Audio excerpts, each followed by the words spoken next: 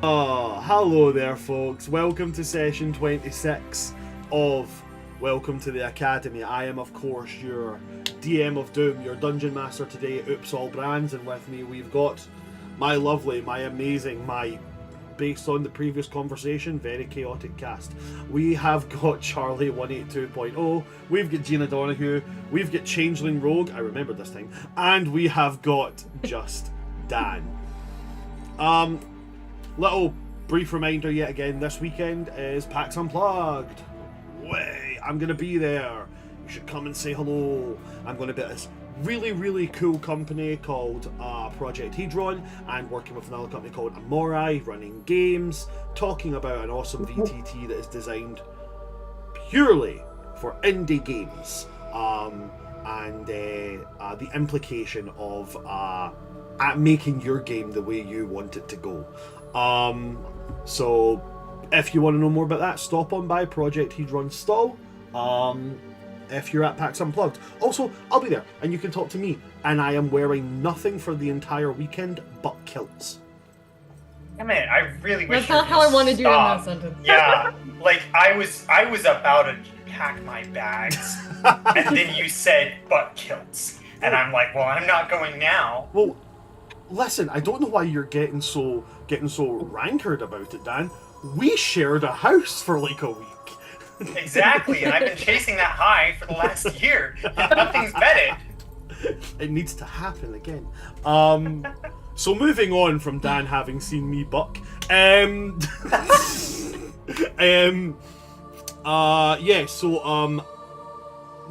gonna be there. Come and say hello. Also, if you do get the chance, come and book some of the games that are being run. Not just by myself, there's other fantastic and amazing DMs there with all kinds of amazing systems being run. We have got Call to Power, a fantastic TTRPG based on when you can become a god, why would you not? There is also going to be Crooked Moon by Legends of Evantris. There's going to be... I could go through a mountainous amount of the games that are going to be played there. Show up, and if you can, grab those table slots. They're going quickly. I think that's all for housekeeping. I don't have anything else, I don't think. No, I don't have anything else. So now I move on to my favourite part of these sessions, where I get to say, guys, what the fuck happened last session? And why do I have a wand? You know, you said that last session was pretty chaotic. I would argue that it was pretty tame. Because we all returned from summer vacation just back to the academy. Rista, Eldwin, and Achillea variously visit each other over the summer, and we also visited Constantine, who spent the entire summer hidden away in the Blood and Bone Society. And Nerd. Constantine was so friend deprived that he asked Wilbur for fashion advice. Is and then luckily, a roast? Luckily Malekith came in and told him to go talk to somebody, and he made the very wise decision of going and talking to Howlet. Had my whole heart. And then we found out that we had a new headmaster. Seems pretty alright. I'm concerned about it. So far.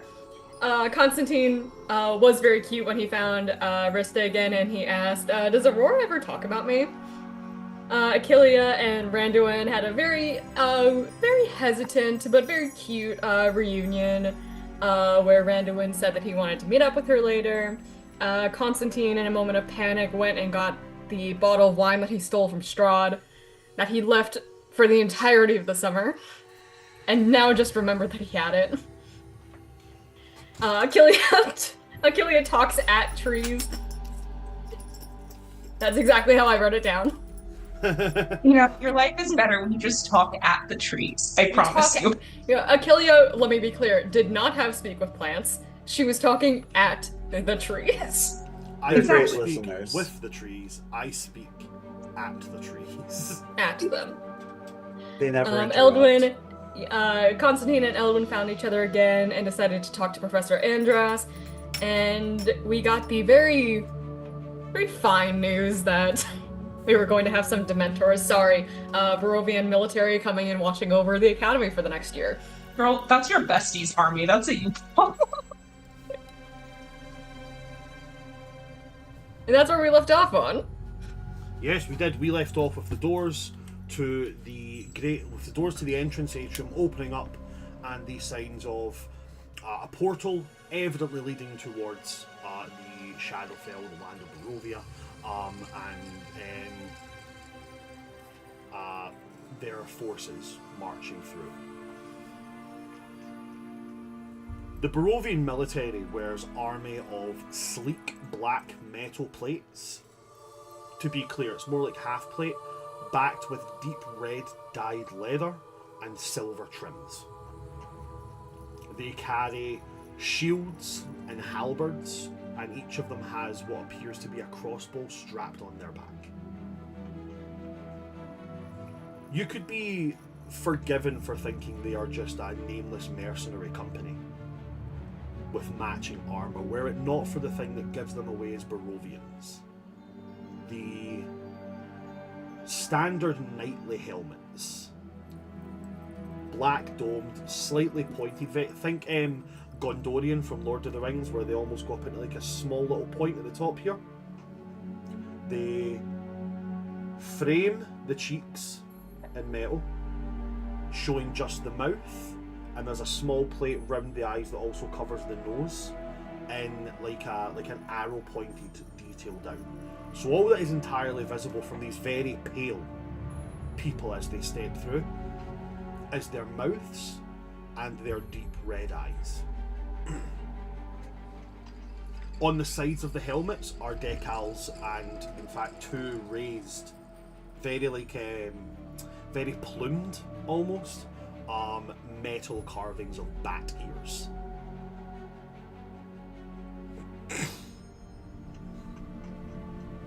At the back of them comes a grand carriage, pulled not by horses or by skeletal creatures, seemingly pulled by nothing.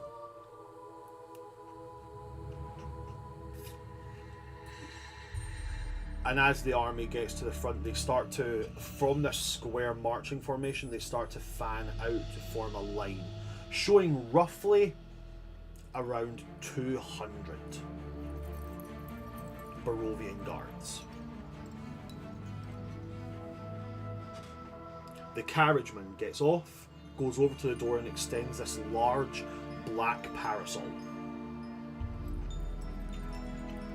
and holds it above the door as he opens it, and out steps in the typical red regal wear, one furred shoulder with a long sleek black cape which almost blends perfectly into his hair. Strahd. And beside him, he extends a hand and helps down his daughter. From the other side of the carriage, with nobody helping him down and nobody opening the door for him, Lucian is going to step out.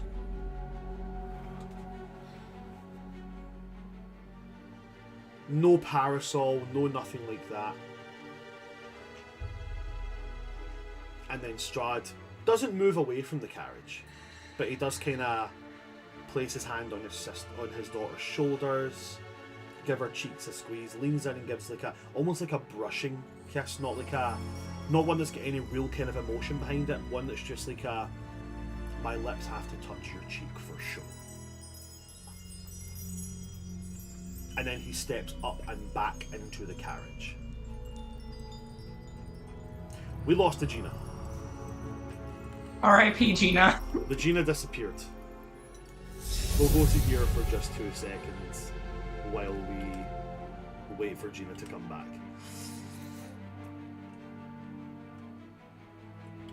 Where was I going with that? Yes, that's where I was going.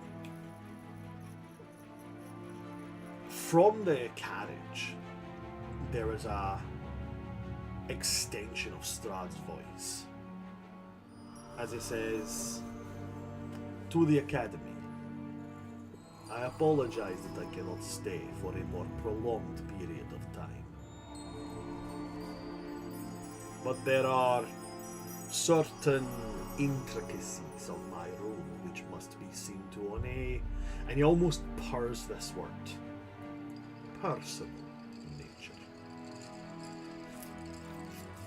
I give you 200 of my finest soldiers.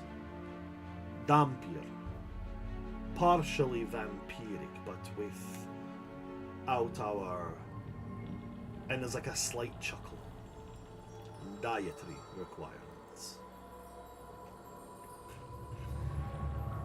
They have no need to sleep. Therefore, they will guard you day and night. I leave them here with their commander unseen, unknown.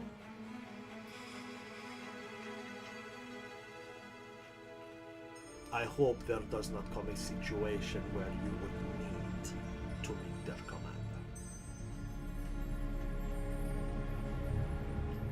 Good luck, and may your studies be fruitful. And then the carriage turns round and departs. When Strahd steps back into the carriage, he does not take that parasol back. He leaves Aurora standing with it.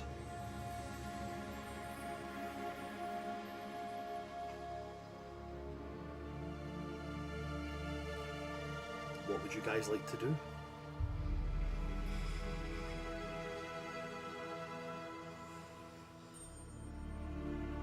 I like to think that as the carriage came in, Achillia just jumped from like hiding behind tree to follow it back towards where everyone is.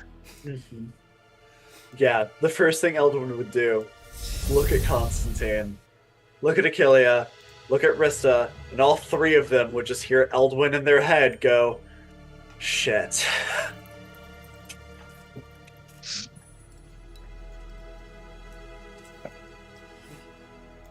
Can I respond to this message? Yeah, go for it. Guys, I picked a really bad year to get into blood magic.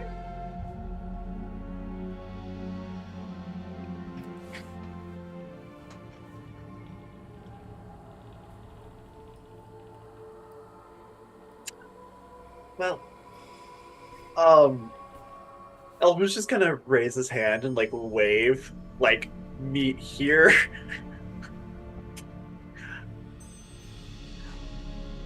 Bring the party back together. Yeah. So you try to bring all the party back together.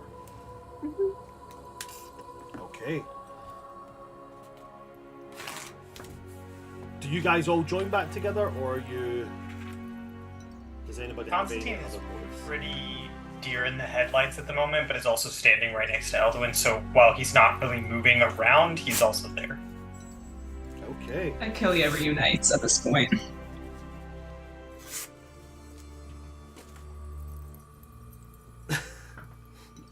I think we can probably assume Rista.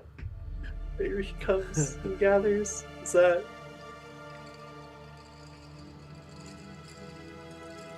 Oh, Regina. no. Oh, we're getting one frame a second, no. and also I'm gonna steal that. Oh, no! Oh, I got it last second. Let's go. It would not be a D&D session if there was not technical difficulties. It would not.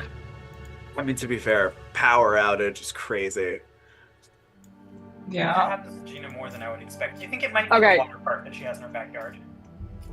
Literally, don't you come for me at that. Literally the worst time my house could have had a power outage. Oh, Are you okay? No, we have a generator, we're fine, but like my Wi-Fi is out, so I'm not working on Wi-Fi right now. Okay, cool. Are you still able to continue playing? I don't know, I'm not like you guys are buffering. Can you hear us when we speak to you? Why do I feel like I can we're hear having you a guys. seance right now with Gina's ghost? Can you hear us? Are you in the room Can with you us hear me? right now? Gina, can you hear me? Can you show us a sign? Gina, not I don't know. twice if you want to. I make don't an know, I insight can't check. see anything. Right, okay, we'll try and go forward. We'll try and go I hate forward, see this. how far we get. Oh, Okay. So Here, just give me a Nice recap on what I screenshots. missed real quick. not much really. Eldwin sent out a kind of psychic Of course. message, letting everybody know, we should regroup. So I'm just asking if everybody does regroup at this point. Yes. Awesome. Okay. Yeah, the invitation would be extended to all current order members, so that would have been Malekith and Randuin as well, if they chose to come or not. Malekith. Okay. But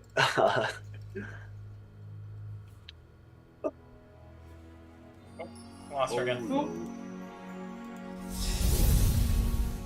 Okay, so Malekith and Randuin also included in this. Malekith and Randuin, I'm going to roll for both of them. Let's see. We'll go Malekith, the darker dice, and Randuin, the nice looking dice.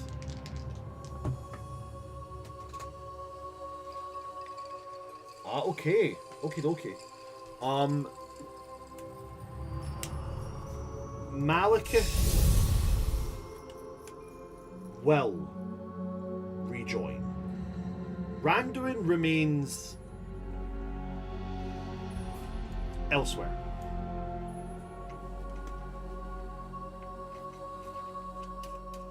When Malekith comes up behind you guys, it'll come up first behind you, Eldwin, and he'll give like a whistle, but not like a calling whistle, more like a,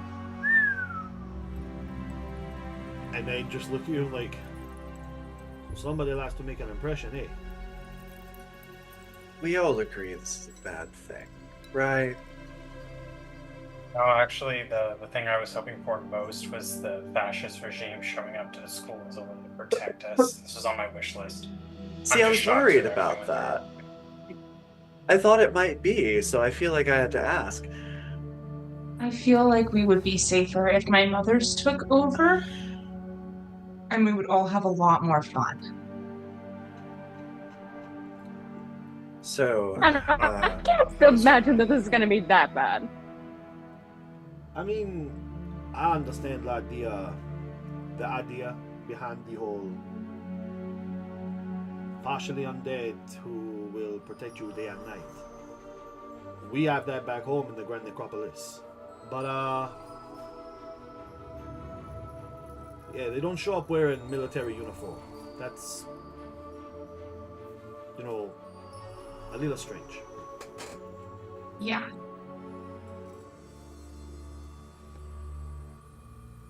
Well, surely this can't be that bad. You would say that. Mandirista, It's not like could you please give us a scenario that would be worse aside from the Terror Square being announced as the new headmasters? Which I'm not still ruling out. actually, could be better. They at least know a lot about magic. Interesting. It's not like they're ordered to come, cause us trouble. I think you guys are making a bigger deal about this than it actually is. Are you sure? Are you sure about that? Do you have their manifesto I'm of not exactly saying it's what they should- good. The rules of the I'm not saying campus are it's now good. threats of violence. Yeah. If Well, that you does are really out threaten of the party bounds, tonight. make yourself. Let's just say if you're a frequent rule breaker, you no longer just have to worry about teachers. Yeah, that's us. You now have to worry about damn pure military. Which we Yeah, that really is going to put a damper on the party tonight. Yeah. we now come to a special rule that will be implemented for the entirety of this year. Oh no! Oh no. God help us. It was a disadvantage on our stealth checks. It's not disadvantage, no. Uh-oh. When sneaking around after hours, when you approach an area where there may be guards patrolling, you will have to make, as you usually would, stealth checks. However, here's how it will go. Patrolling, they will roll nothing. They will go purely on their passive perception. If somebody fails because of the training of the Dampier military, because being linked by the same sire, every single Dampier security in the school will escalate their patrolling. Will increase their perception as a united team, rather than just if you're in one area and there's a prefect there and you fail and their passing perception catches you, they then become suspicious and then they begin actively searching where they're making their perception checks with advantage. This time it will be every Dampier in the area, every Dampier in the school. They will all be somebody has detected something wrong. They will all go to suspicious, which means your stealth checks will be against their perception checks, and they will then go to searching if anybody fails those, which is their rolling perception with advantage. This year it's going to be decisively harder to break the rules, so our students are going to have to get creative. Or we could not break the rules. You could also I not don't break the think rules. it's in the school rules to be in a secret society. Yeah, you break studying the rules forbidden every magics. day. To be fair, to my knowledge, there is no rule specifically excluding students from being in a secret society. As long as it's not specifically determined by features outside of someone's control, like race. Apparently there was a bit of an incident 200 years ago. You have fun not breaking any rules, Constantine. I am going to have to get craftier.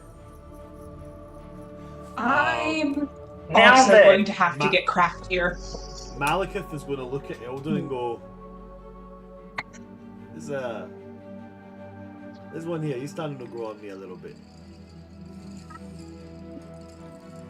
Under what circumstances is it ethically viable to manipulate someone's consciousness and make them do things? Under what circumstances is it ethical to send an entire branch of a military to a school campus? You know, I have I feel heard better a for using thing. my powers on these people now. No, you're so right. I've heard this great thing about how two wrongs make a right. It's a good thing to live by. Oh, that's right. Yeah. Thank you for reminding me of that. That's what I'm here for. I mean, really. It's just math. Right. Negative. A negative times equals a a negative. positive. That's a positive. I mean, Absolutely. that's how that Someone's- works. You guys Yeah, lost someone me steals at a shirt math. from you. Need you all to be aware of this right now. As soon as someone said numbers, my brain started going la la la la la. I not do the number. In all seriousness, no, I don't think it will be possible for us to continue the Blood and Bone Society responsibilities without breaking the rules, so I will be on the lookout for ways to avoid detection. I've recently been cataloging the magic items. There might be something in there that we can use. Yes. Speaking of, Bran, I think you said you had a list I at some didn't point. I didn't put Yes. the list in. I'm going to go and get it just now. I will Thank you. compile it just now as we move on to the next part, and I'll type it in. Bran, we want our toys. Jeez, guys, I'm sorry. It's not like I'm juggling 8 different campaigns. Jeez. That Yeah, would how be dare you be juggling 8 ridiculous. different campaigns, Bram? It's ridiculous. I know it's not like I'm flying to another country in 2 days or anything like that either. You know. Yeah. Yeah. So- Why are we so not your sorry I priority? messed up, guys. Where was I going with that? Yep, that is what I'm doing. At this point, as you stand and discuss, and as the other students are kind of like, in their own groups discussing what's going on, Professor Sol, the new headmaster of the academy, will place their fingers to their throat and they will then speak. For all students of 3rd year and below, please make your way to your first lesson of the day. How do we even move in? Jesus. Well, Oh, I really hope it's a Sorry. syllabus day. I don't want to do any Better more. be. The school's the school's arcane servants will see to your bags being taken to your dorms. And at that point, all your bags and trunks just start moving, apparently of their own accord, as the school has a worldwide unseen servant thing about it. I 'Cause wonder you know- if my dorm will look different this year. Aren't we like picking different ones this year too? I wonder if they know which ones we're going to. You won't be picking them They yet. might. So how it'll so as was explained Ah. last session, you will have a week of like lessons, at which point you'll be taught kind of like you'll be encouraged to, as well as being taught the basics of, you'll be taught to seek out knowledge on the five the five founders of the academy and the particular branches of magic they studied and what their personal beliefs on magic were. At which point you would be realistically you can choose whichever one you want. But most people be like, if you believe that magic is built on knowledge and it is the work of the mind and should be pursued as a scholarly interest and not just for power, then it would be suggested you go towards the Weave Ward house, because Luke Weave Ward believed in studying and knowing everything you can about a subject or a type of magic allows you to be better versed and more capable of casting it. But you could still do that and then be like, oh yeah, that's cool, but also I like the vibes from the Stonehold house, so I'm going to go there. But it would be more benefiting to go towards one that suits your particular views and studies of magic. I forgot we had to learn today. Oh, I think you'll be happy because the first class Don't of the worry. day, It's the Art of Art Sangromancy. of Sangromancy. No, I wanted to not go to class, say just hang out with you guys, but I guess How we have about to go. instead we all go extract some of our blood and learn to manipulate it? Did they not think that teaching Sangromancy on the first day after announcing our new caretakers was a little on the nose?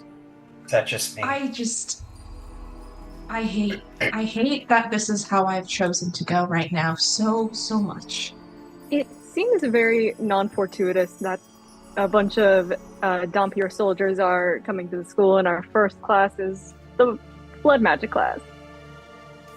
I don't think we should be removing any of our blood, Elvin. It does seem slightly strange, it really does. Were it not for the fact that you guys watched me roll the dice to decide the classes, I would be like, this is definitely Yeah, a fix. exactly.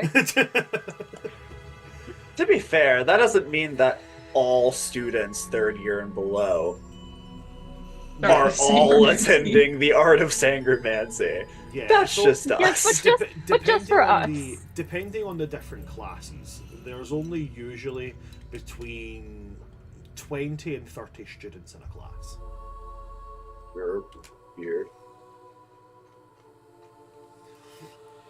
So,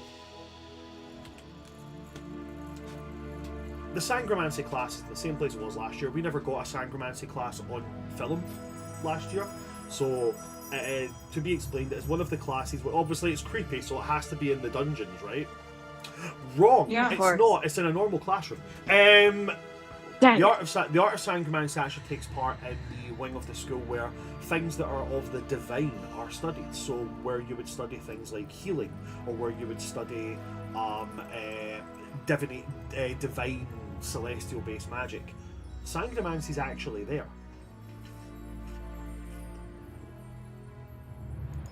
It's not one of the ones you need to take a portal to. There is a portal you can take to there.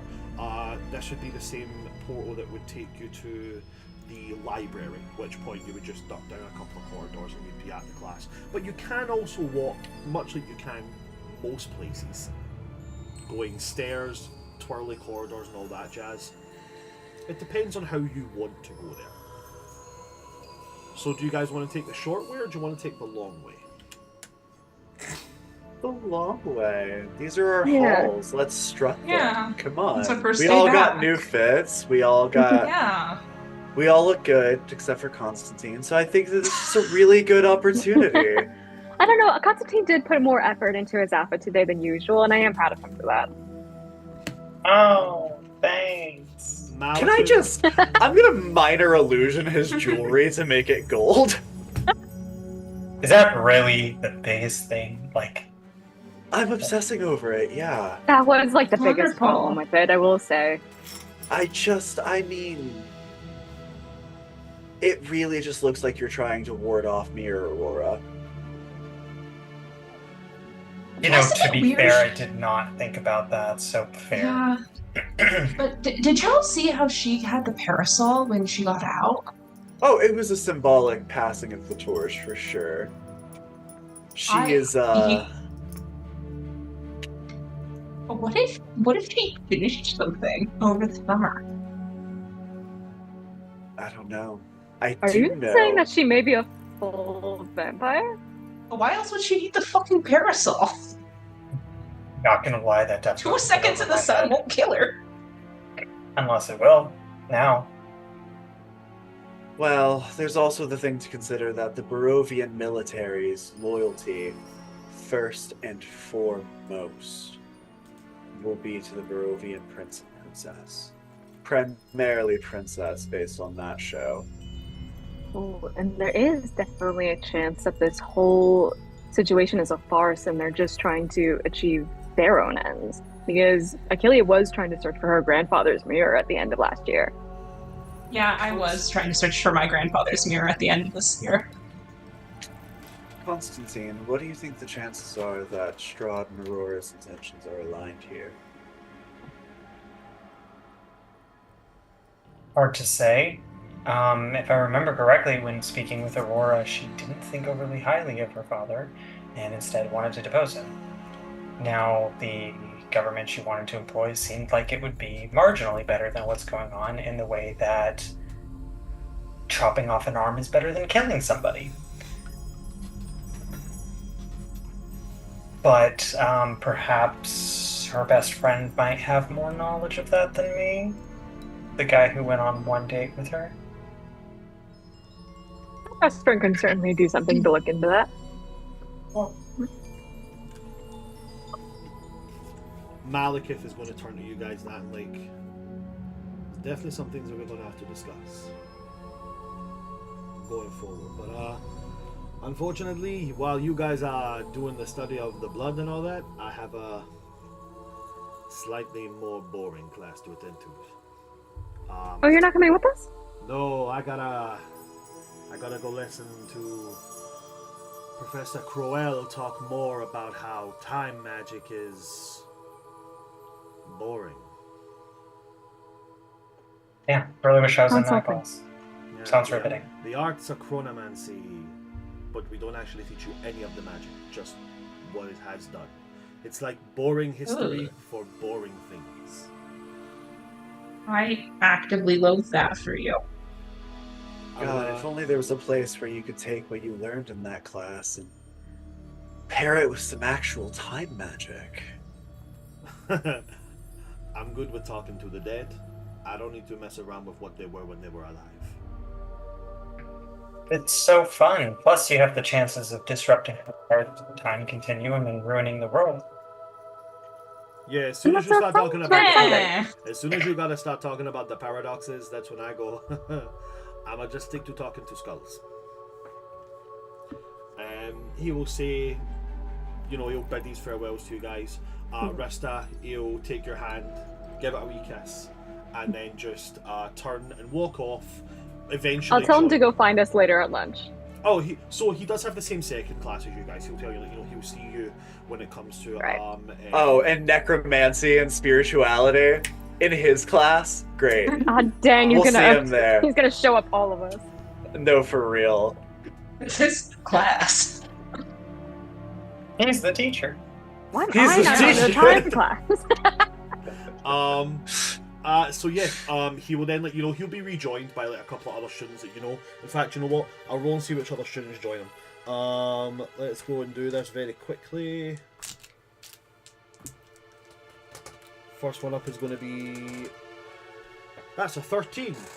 Unlucky for some. What's Oh, lucky 13? for me. What's 13 in our scales? 13 in our scales is... Oh no, that's not a 13, that's a 70. That's a 73, not a 13. 73. Okay, so he's joined by a student that you guys, a drow ranger, kind of shoulder length, choppy, kind of off-white hair. Her name's Kalenta. She's fairly quiet. And the other one that you'll be joined by, we got a very, very, I can actually see that one there, that's 21. Oh, and he'll also be joined by a Shadowkai. Very, as far as you can get in this is the alternative kit. You know, Shadowkai, usually the white hair and the pale skin, but they're like, you know, heavy winged eyeliner, piercings in their ears, the wild, vibrant coloured hair. Their name is Twillick. They're wild. They're a rogue. They're one of the Grim Hollow subclasses, and it's just phenomenal. You'll eventually meet them. There's an evil eye involved. Let's just leave it at that. He rejoins with them, and they go off to go to their class. Well, you guys take the long way to your Sangromancy class. The long way only takes about 5 minutes. But I call it the long way because it's a bit more than just hopping through a portal then walking for 15 seconds. On this walk, I would like you guys to make me perception checks. Oh god.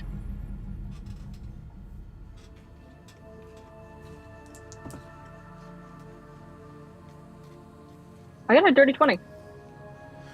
I also got a dirty 20. Dirty 20, or as I like to call them, 20s, but they're vegan. Are there 20s but with box dye hair? I got a 10. 10. 10. Okay, cool. 20, 20, Dang. 10. Oh my god. 10, 10, 20, 20. That's my wedding date. That's insane. Oh, We did Now that that's just for you, fortuitous. Bran. Yeah, That's we planned my- it. Yeah. Just for Yeah, that, just that for was- shenanigans, everybody gets DM inspiration. You've all got a D10. Yeah! You can for it. Let's I go. fucking- it's a sight. Okay, cool. So as you guys are moving through the corridors, the Dampier are already on it. In this 5-minute walk, who rolled my 20s? Was that Achillia and Rista? Yeah. Achillia and Rista, you guys are able to catch them on their patrols. They're patrolling in groups of 2. You can already see Okay. them at it. Despite the half-plate armor they're wearing with the leather underbacking, there is obviously evidence of like chain under, because you know you would wear leather, then chain, then your plate would go over that. Even with the chain, when they move, they are damn near silent. You see them, but you don't really hear them as they move. With the 20s, I'm also going to give you this. You're able to see that they have what appears to be like net pouches on their belts with different coloured stones in them. What the purpose for them is, you can't tell with a perception check.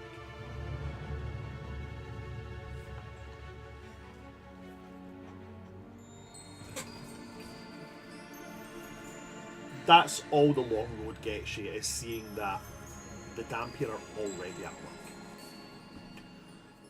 Now, Yikes. you approach the what's the word I was looking for? Yeah, you approach the Sangromancy class.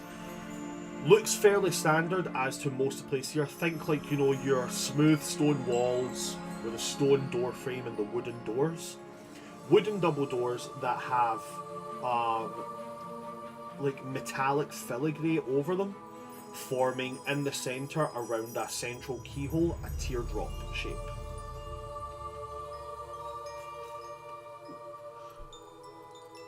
I suppose we're here. Yeah, we When- are. When the door is opened,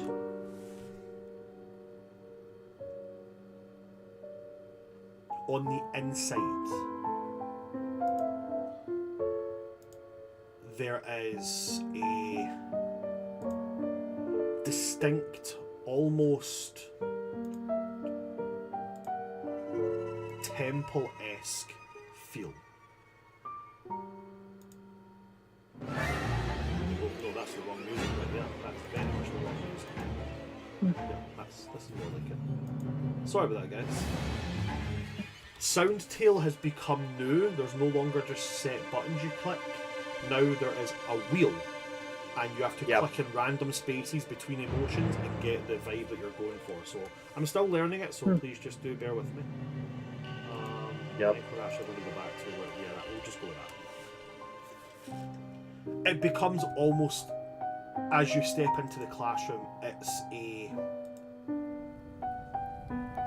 like a temple almost. Like if you think about the back positioning of like a Catholic cathedral with that almost pointed but round area coming out behind the vestibule and such.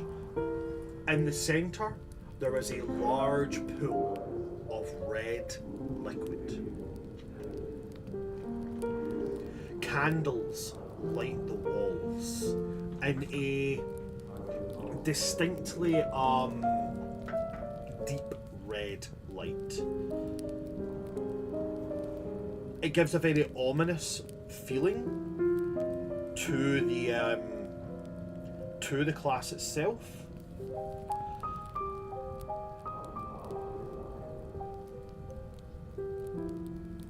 There is a standing podium and a kind of like almost an amphitheatre style seating, like you would see it like a surgeon's classroom, all facing down towards this large pool of what you can smell in the air, and you can tell by the look of it, the viscosity, how it sits there stagnant, unmoving. It is blood.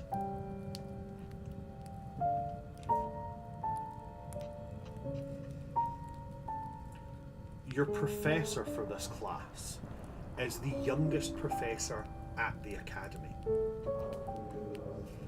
They're actually very well known for their advancements in their study of Sangromancy. They're also the older sister of a student in your year. If you guys will remember, Sarah Aldamara, the human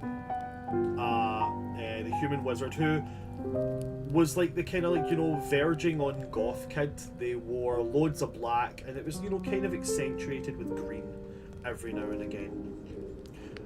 Well, her near double stands at the podium here.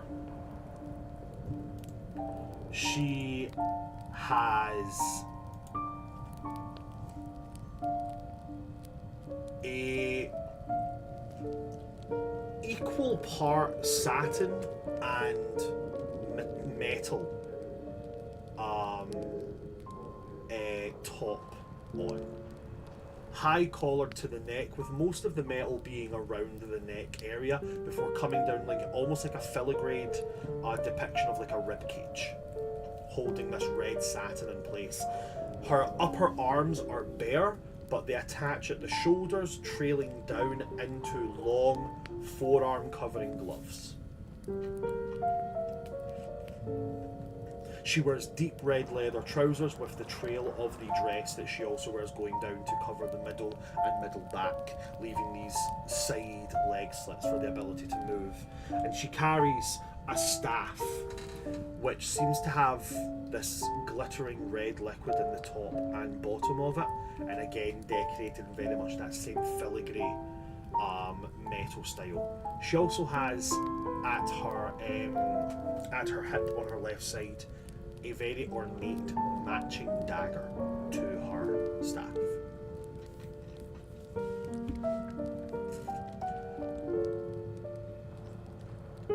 Most of the students start filing in to take their seats. What would you all like to do? I'm gonna take a seat wherever. Yeah, I'm gonna sit next to Achillia. Yep. I think they all sit together. Unless Constantine, are you Constantine just sitting with very your- off goes and to the front of the doesn't want to classroom. do No, it. no, Oh, I know. Also- Kelly's 7 feet tall with antlers. She's not sitting in the front of the classroom. That's just rude. But I will, for once, not sit at the front and opt to sit with the squad. But is Aurora in here by any chance? Let me roll for it. We'll roll a D100. If I get above 50, she's in the class. No, Aurora's not. Aurora is currently in.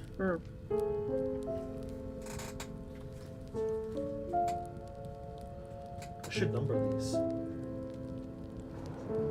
Aurora is currently in psionics class. Dodged a bullet there. The only thing I feel like I could confidently whoop her ass at in the school. I think there's a fair few subjects that Eldrin might whip Aurora's ass at. Baby. I mean, I don't think either of them are particularly academics. Let's be real.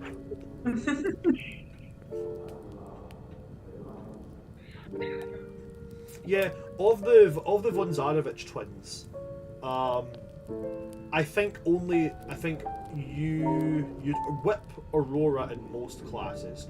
The only two I'd say she'll probably certainly take you apart in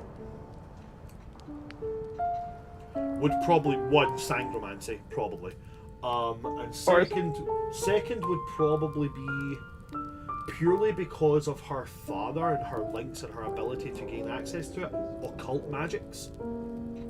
Yep. Lucian would maybe fare better in a few of them. Joke's on him. He is a wizard, so he'd probably have the upper hand in arcane studies. He's a blade singer wizard, so combat magics probably also pretty nice. Even without his blade singing, he still knows how to use a sword. He's also got the same kind of access to occult magics, and he's also got the same basic understanding of Sangromancy, so he's probably a bit more dangerous.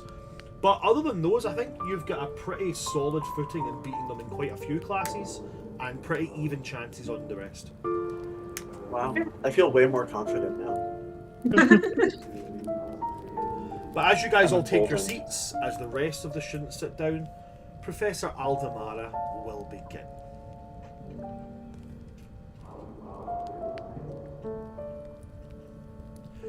If you're squeamish, if you're not willing to delve deep to understand the studies which my class will ask you to, you should leave now. Sangromancy, hemomancy, blood magic, bloodletting, blood work, however you wish to refer to it, is not for the faint of heart.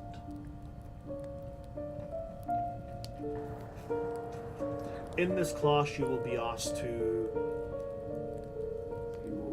in certain cases, give a piece of yourself for the better of studying. Other times, you will be asked to draw from the source that we have to hand. She gestures to the pool of blood in the center.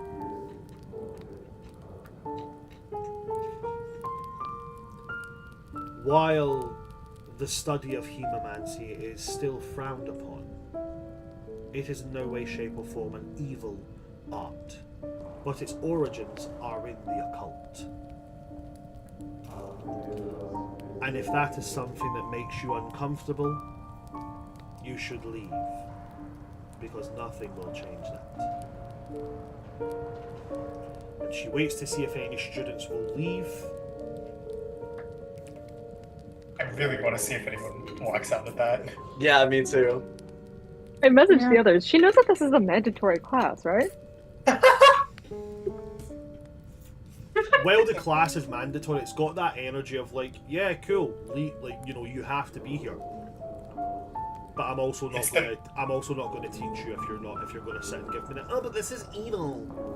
I'm not gonna hold your hand through this. Yeah. It's the mandatory weed out class.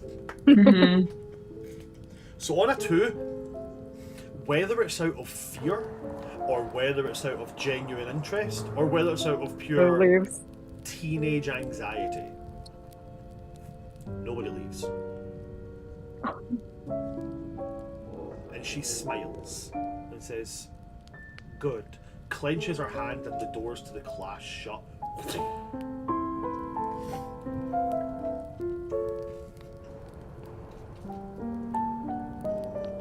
She says, "Step 1.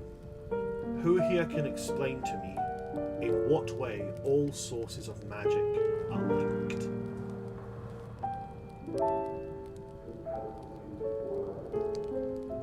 She'll point to you, Eldon. Wow, guess. The weave? Very correct. The weave is where we draw all aspects of magic from. Whether through a pact with a devilish sire, whether it's through divine origins, whether it comes from a draconic bloodline, you draw it from the ground beneath you, or purely from understanding and study. All magic comes from the weave. Except one.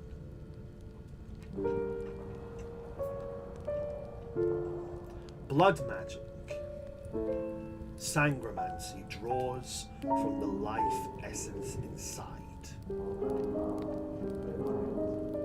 It is the draw and control of the very life that flows in someone's veins.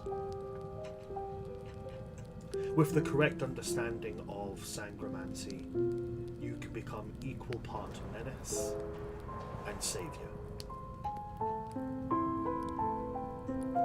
I can stop the blood flowing in your veins.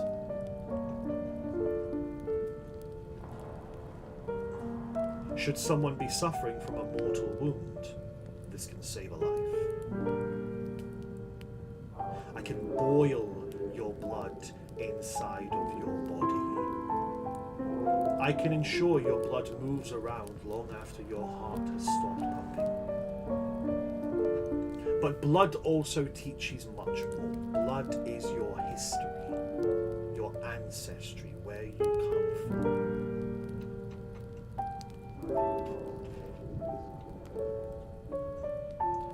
Through the proper acts of Sangromancy, we can discover ancestral lineages. We can discover possible insights into where you have been and where you will go.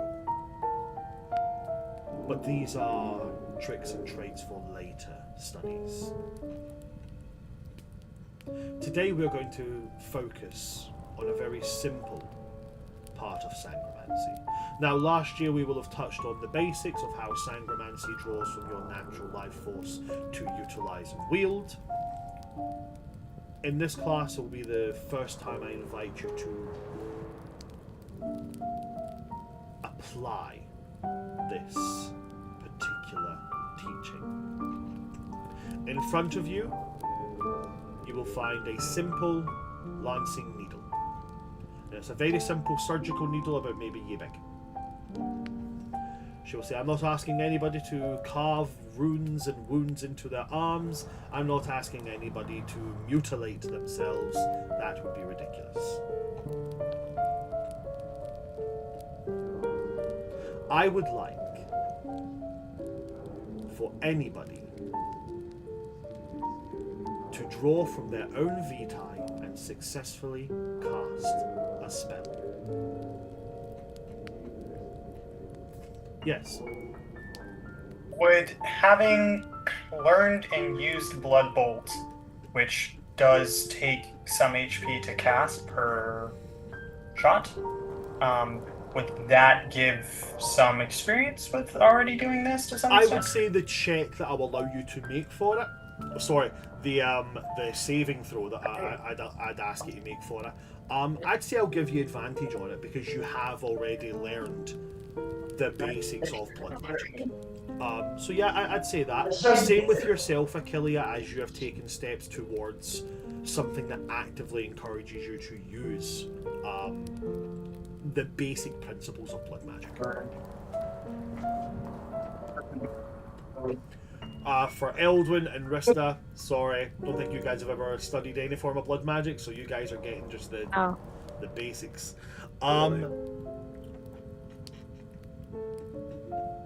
So one of the classmates that is there, I'm not even going to roll. I'm just going to pick from the list of who I think it would be funny to see.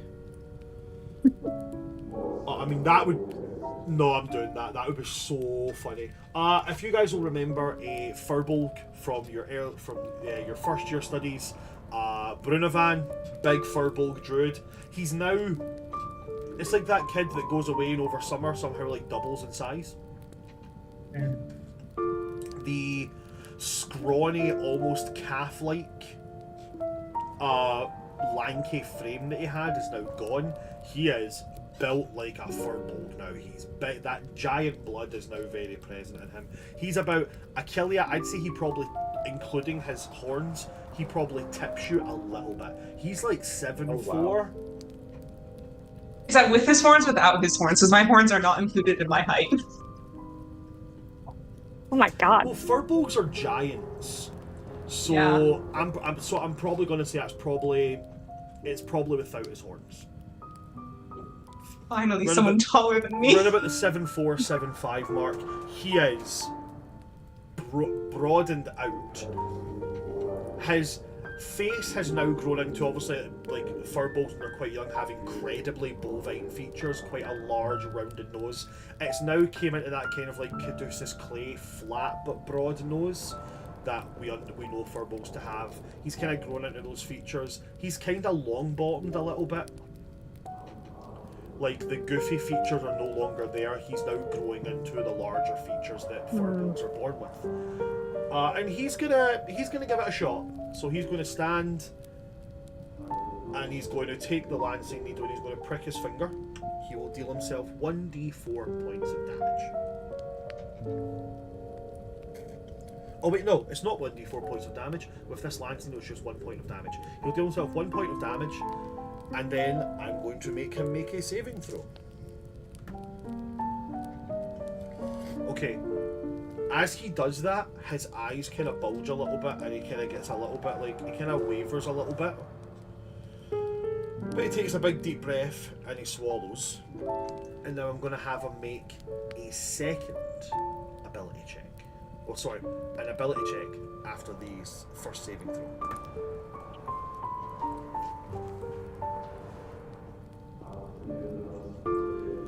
He puts his hand over the finger, and then he's going to draw his hand away from it and throw it forward. And as he throws his hand forward, he is going to cast Healing Spirit. From his hand, this green light emanates and takes on the form of a small rabbit, which bounces around the room, running around before fading out after whatever length of time Healing Spirit goes for. He was successful in casting that spell. He was able to draw from his vitae in order to do it. Did you have a question there, Constantine? A bit. So in theory, could you use your own life essence in the place of a spell slot if you're not leaning on the weak? So how I'm working this is I am taking. There's obviously subclasses based on using Sangromancy. They have their own specific rulings on it. What I'm using for this little exercise that we have here, as like a tester for something I've got in the works for Sangromancy, is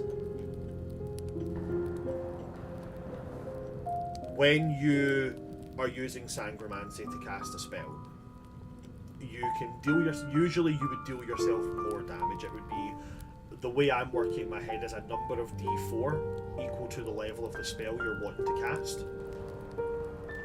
So if you want to cast like Wish and you want to purely use your blood magic for it, you could deal yourself up to like 36 points of damage, like necrotic damage. In doing that, you would gain the ability to use a lesser spell slot. So you'd still give up a spell slot, but it would be a lesser leveled spell slot in order to cast it. So it's not entirely replacing the need for spell slots, it's I only have 2nd level spell slots left, but I want to use a 5th level spell. Cool. I'll get rid of a 2nd level spell slot, and I'll take 5d4 damage. Now I can cast that 5th level spell. I'm guessing that we would have to have 5th level spells in order to cast a 5th level spell. You would have to be able to cast at a 5th level in order to do it. It's essentially, if you can cast at a 5th level, your body can handle 5th level magics. If you carve yourself at this level to try and cast a 9th level spell, your body can't cast that check. It would almost certainly end in instant death. You would bleed yourself out. That's like, it brings a whole new meaning to like writing checks your ass can't cash, you know? Very much so. Within like, you know, my favourite TTRPG system, my favourite fantasy setting, Dragon Age, larger scale blood magic spells require a lot of blood. You can bleed yourself out if you try to roll a target number higher than what your physical HP has. You will bleed yourself out and you will die. So I'm kind of trying to walk the line between them. So while your blood magic, some spells will tell you have to roll a d6 and take that amount of damage. If you're just using the spell slot that you want to do for that, that's just what it costs to cast that spell. If you're trying to use your blood to be the reason that spell happens, you've got to roll that damage plus the d4, blah blah blah. You get where I'm going with that. But for this one, it's just going to be 1 point of damage, and then whatever level of spell you guys are going to cast, I'm just going to ask you to make an Arcana check. And that Arcana check will be equal to 10 plus the level of spell you're trying to cast. That's just for this little lesson, to get us into the idea of what blood magic is. I'm going to say this. After the successful casting, Sarah seems like quite an encouraging teacher despite the macabre and red lit setting and such, as she applauds very heartily Tim doing that, and she says, "Excellent effort. Healing spirit is no small ask. Essentially when you are offering your life force to feed others.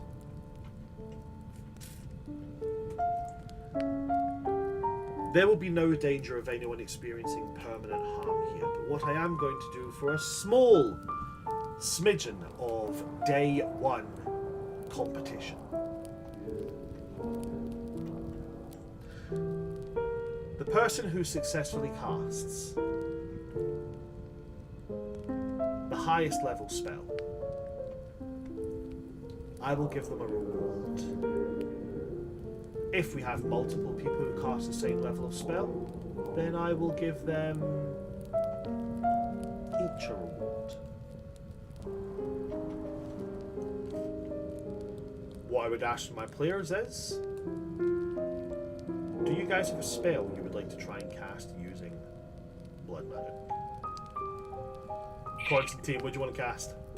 Okay, I want to be a real dick about this, and only because I kind of have to be. Because I only have Counterspell and Dispel Magic as 3rd level spells. So, who do I hate most in this room?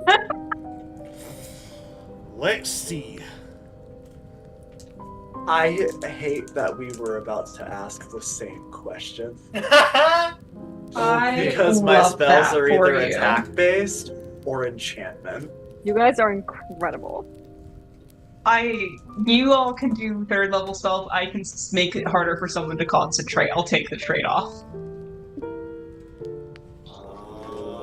Who's I in mean, this class? I have a healing spell that I can do. I don't know if Krista cares enough. Constantine. Your friend with the creepy hand familiar who eats coffee grounds. I hate that guy. Oh my gosh. Okay. So Woden's Day is in this class.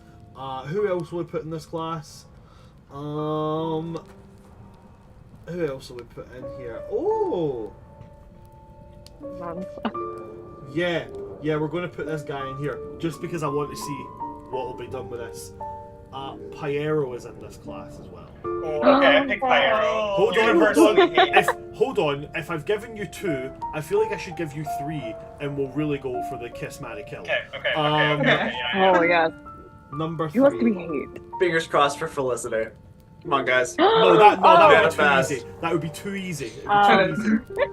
You guys hate her on my behalf. It's really, I feel the Friends of friendship. horror. Yeah, that's. What is friendship other than blindly hating someone who slighted one of your friends, even if you don't know the reason? Yeah. I know who else I'm going to put in here. Oh, who do we want to guess? Where are you? Where are you? I need to make sure I've got the same. I'm so I'm so sorry. sorry. Who is it? It's gonna be really funny. Is it a Lauren? No, it's not. No, that would be cruel. The man's already been terrified of squirrels. No. I don't know who else we hate. I feel like.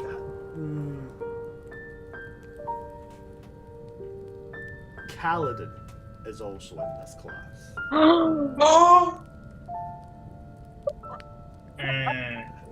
Are we- Okay. So, Constantine, what spell would you like to cast?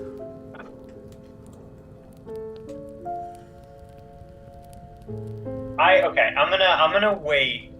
That's the thing though, I feel like canceling out Piero's spell, it's like spitting on a fire that's already going out. You know what I mean? It feels so Yeah. unnecessary. Yeah. You're saying you're punching down? Yeah, like I don't need I don't need to be his enemy. He's already his own worst enemy, you know. Man, I don't know. Who's the first one again? So the first one was Who was the first one? But not. It was Woden's Day. Woden's Day. So Woden's and Day. Kaladin. So Yeah. to give a fill-in on them. Oh. Woden's Day, the Warlock. Then we have Pyro. Where's Pyro on my list? This is what I He's get a for wizard, not, isn't he? This is what He's I an get for invocation not wizard. rolling. So I guess here's my question: is there anything? Because like I only have counterspell and dispel magic. Is there anything I could safely use dispel magic on that is present that wouldn't be like overly problematic? At the moment, only really the healing spirit that's running around. That feels like such a dick move to be like, I'm gonna take that away from you. You know what I mean? Then Like, feel free to use Do the it. counter spell. Feel free to do the counter spell. Counterspell someone else's spell. Piero's a competition. an evocation wizard, and Kaladin, He's as smart you know, enough to be a wizard. Kaladin, as you know, is a Somehow. misfortune bringer rogue. I do believe man, that's Bran tough. did mention one time that his highest stat was +2. Pyro. That is still. So high he may be a enough to wizard, but he's not a good wizard. But he's not a good wizard. Like, let's be real honest here, right? Taking the example of Wicked, they both studied to be wizards. So even though Glinda technically uses magic, she's definitely an intelligence too. Like 100%. She's only got a +2 in intelligence. Elphaba's rocking out with a +6, but Galinda's only got a +2. So it's that level of like, he might be a wizard, but barely capable. So yeah, you've got Woden's Day, who seems to be, you know, he seems to be he's channeling a spell. Kaladin seems to be leaning into, as I said, classes that use magic but don't have the spell casting, quote unquote. I'll allow them to use, like, you know, cantrips and stuff like that, basic ideas, or like first level spells as they get higher. So Kaladin seems to be channeling some form of spell, and then Pyro is building. I heard that. He's kind of. It's because I was talking about Wicked, so immediately I knew there was that Yeah, you get a pass Yarrow? for that one. Yarrow sound. I need to say it very, very firmly. There was no similarity between Pyro and Fiero. There's nothing about them. Fiero doesn't even have a fucking +2 in intelligence. That man is scraping by with an 8. Okay, like, How dare you? come Hey, on. he becomes the smartest one. He at least has a 10. Listen, okay? Just because some guy in a hat hands you a doctorate doesn't mean you're smart. Some of us worked for that shit. Alright? It seems like you got a grudge. Diva. I really do. Okay. Like the moment I started liking Harley Quinn is when she shouted at Dr. Fate for putting doctor in his name without actually having studied. I was like, yes, bitch, I get you now. I still get PTSD about my dissertations. But yeah, so those are your options if you do want to counterspell, or you can dispel magic feasibly on the healing spirit, or I suppose you could try and dispel magic on some of the obvious enchantments that she has around here, like the flames being enchanted to burn red rather than like yellow, orange, and such. I'm gonna do that. It feels like the safest option because the only thing listen, Constantine is not. He doesn't need to kick people down in order to be better than them. He just is better than them. So I'm gonna cast Dispel Magic on one of the flames. Okay. Might seem like the boring route, but still good. So you take 1 point of damage as you prick your finger. Okay. Now the Arcana check. So first off, I need to ask you, what level are you going to cast Dispel Magic at? 3rd level. 3rd level. So the Arcana check I need you to make is going to be 13, DC 13. 13. And you said I have advantage since I've dabbled. You've done this before, so you can have advantage on the Arcana check, yes? Alright, that's tough. That's really cutting it. That's gonna be like a 29? 29, awesome. Hold on. Let me double check though, because I gotta have advantage. Yeah, no, 29. Do you want to roll your DM D10 of inspiration just to really make sure you? Oh yeah. I'm a little worried about this one. You know, I'm gonna really risk it. It's a toss up, but I'm gonna hold off. Okay, cool. On my 1d10. So now what I need you to do, as you successfully cast the spell, a 3rd level Dispel Magic is not enough for the enchantment here. Oh, okay.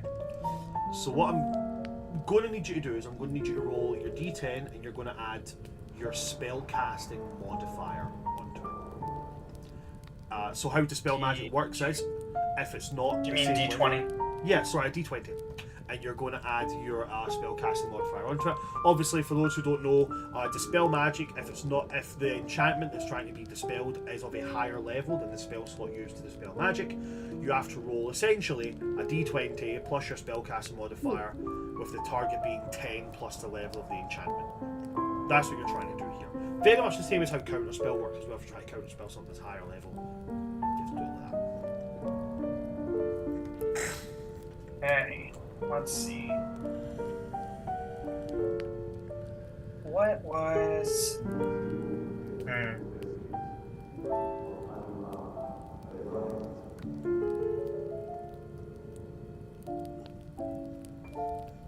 Okay, I'm gonna bank my not bank. I'm gonna use my what's it called?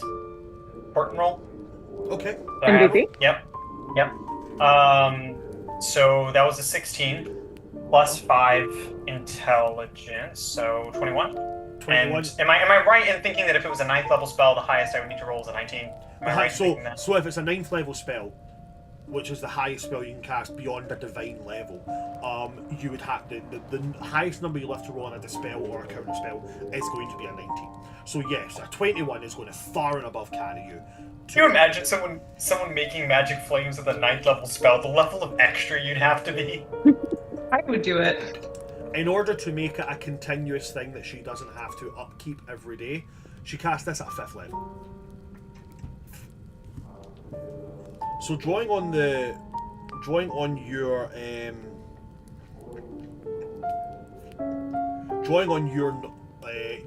own blood to do this, and drawing on your basic understanding of how it works, you cast it on the flames, and they turn from red to a pale orange colour, burning with normal coloured flames.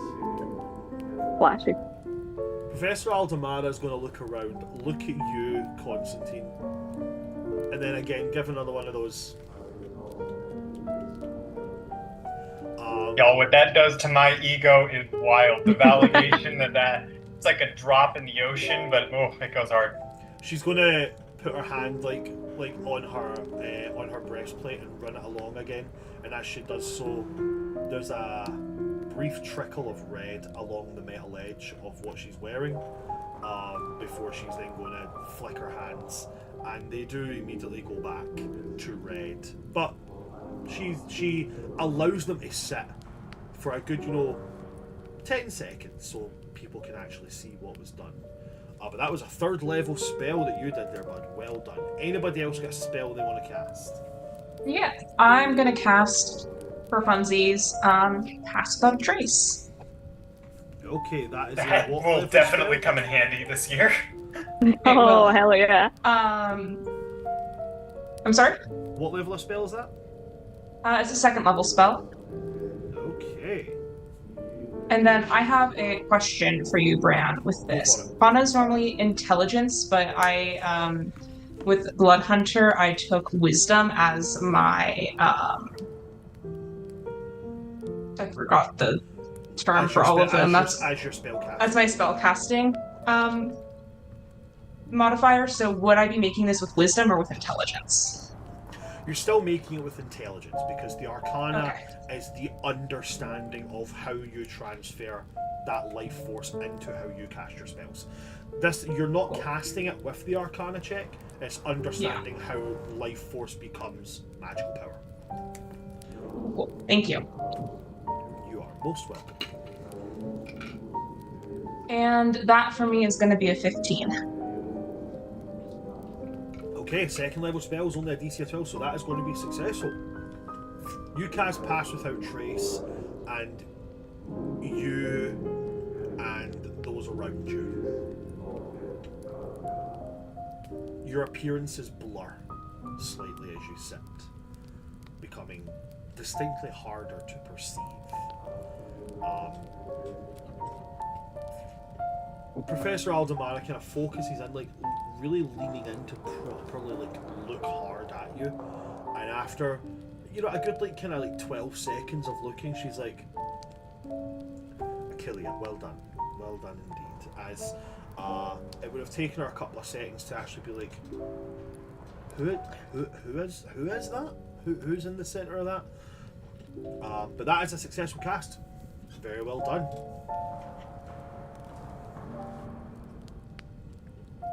Somewhere over. Oh wait, actually no. Hold on. I want to roll something quickly. Okay, that was good. Come on, somebody mess up. Okay, cool. I wanted somebody to mess up. Pyro, as he's got this ball of fire there, doing what he can. He's poked the needle in just a little bit too far. His hand is slick with blood as it runs down. He's going to look at it and go, and then he faints. Just keels over. And Professor Aldemar gives him a look, looks back up and says, some might experience wooziness at the sight of blood. If you are hemophobic in any way, I would recommend not looking at your finger as it bleeds. But everybody else just kind of looks at him and is like, okay, and just carries on with what they're doing. Rista, Eldwin, do either of you have a spell you want to cast? After you, please. No. I will. Rista hasn't studied Sangromancy a lot, and she doesn't really care about it too much, so she's not really gonna put too much into this. But she is a flashy girl. She's gonna try to show off. Is there a way that I can drop the? Do I Pass Without a Trace cast it on me? Yeah, Pass Without a Trace is cast on you. Could I willingly drop it? I'd say in this instance, yeah, you can willingly have it not take an effect on you. Okay, then I'm going to cast at a 1st level. I'm going to cast Disguise Self on myself. Okay. So that's going to be a DC 11 Arcana check.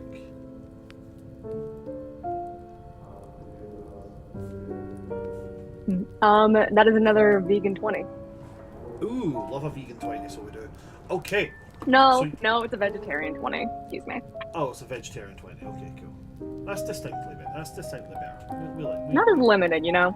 No, yeah, of course. So on that note,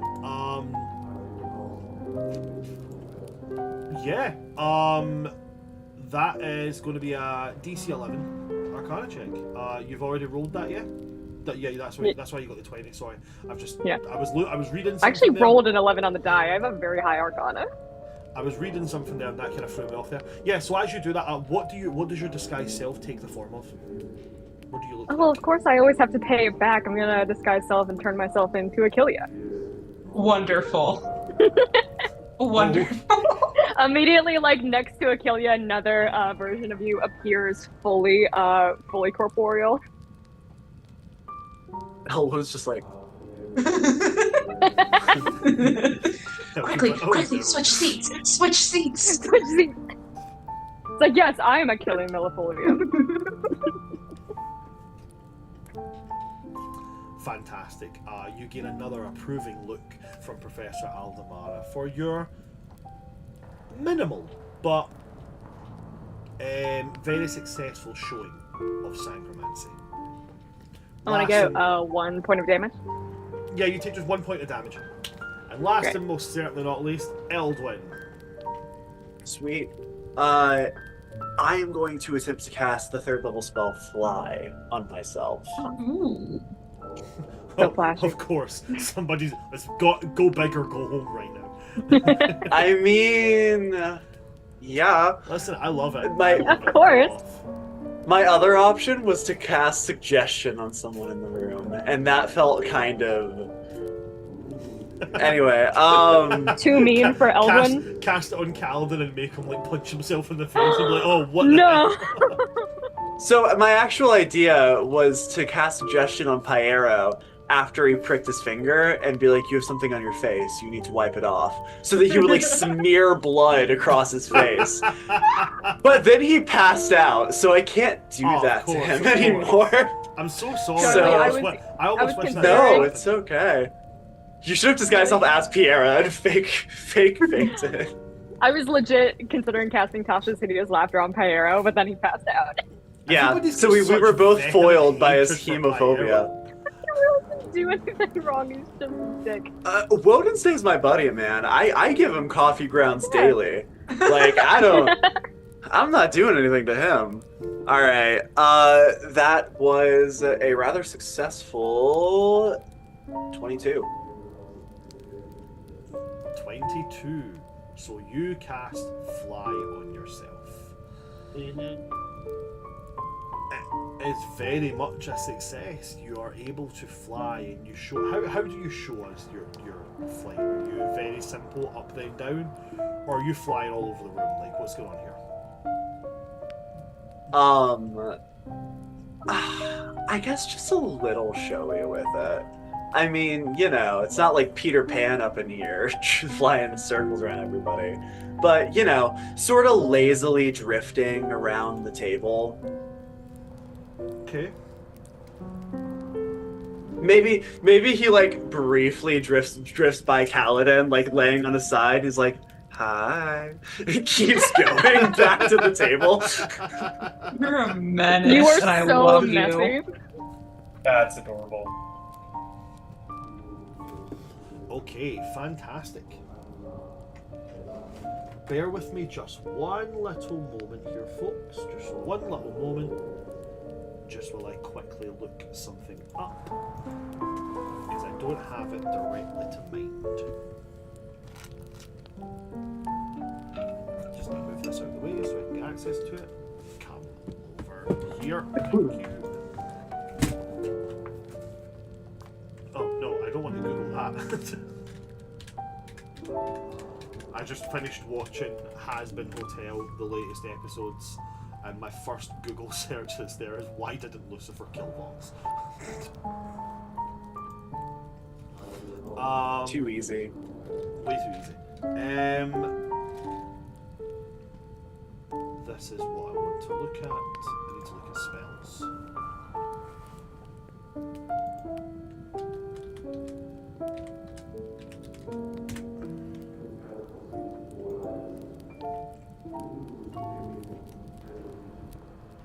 as the class continues their spell casting, and there's a lot of successes, a lot of failures, the whole shebang.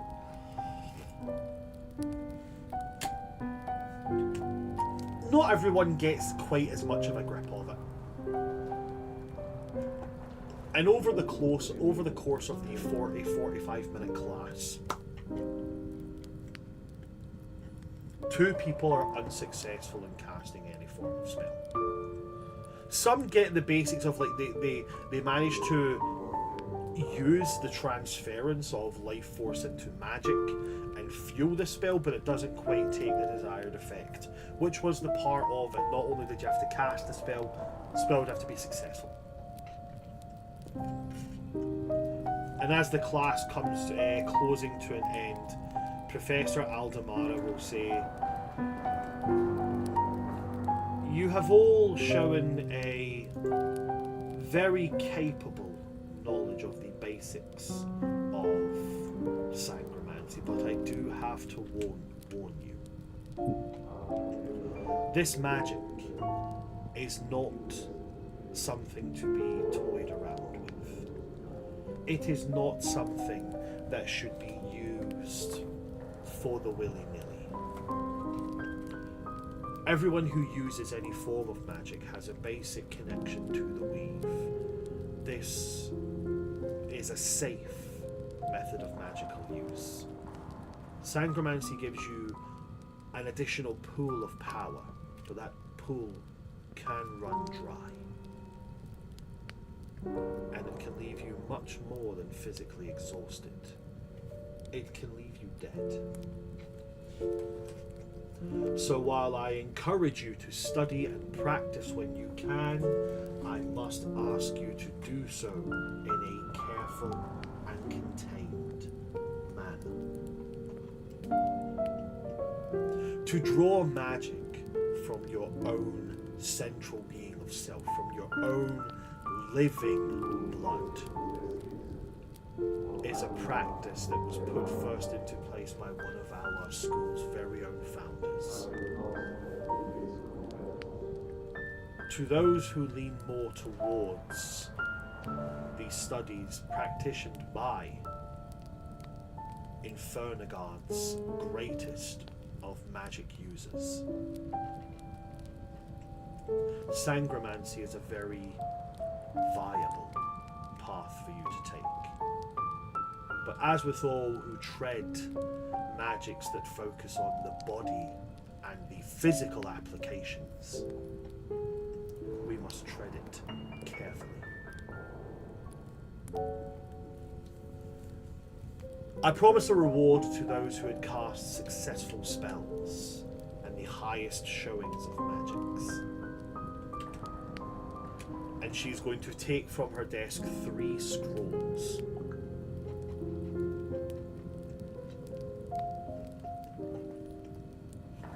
She walks over to you, Constantine, puts one on your table, puts one on your desk, Eldwin, then goes over to the other side of the class and puts one on the desk of somebody you guys do know. I do believe you've met them, not in great detail, but I do know that you met them at one point. The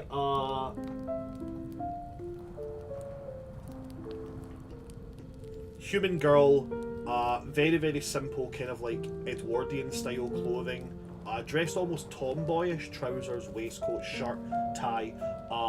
Last time you guys saw her, she also did have an apron on, as she's an artificer by the name of Shelley Mariana. I believe you've had a passing inference from her, but she also gets one place on it, as she was successfully able to cast a third level spell, allowing her the ability of water breathing, which she demonstrated by directly following up by casting create water around her head and continuing to breathe. So she also gains this. And what you guys have been given is a 2nd level blood magic spell.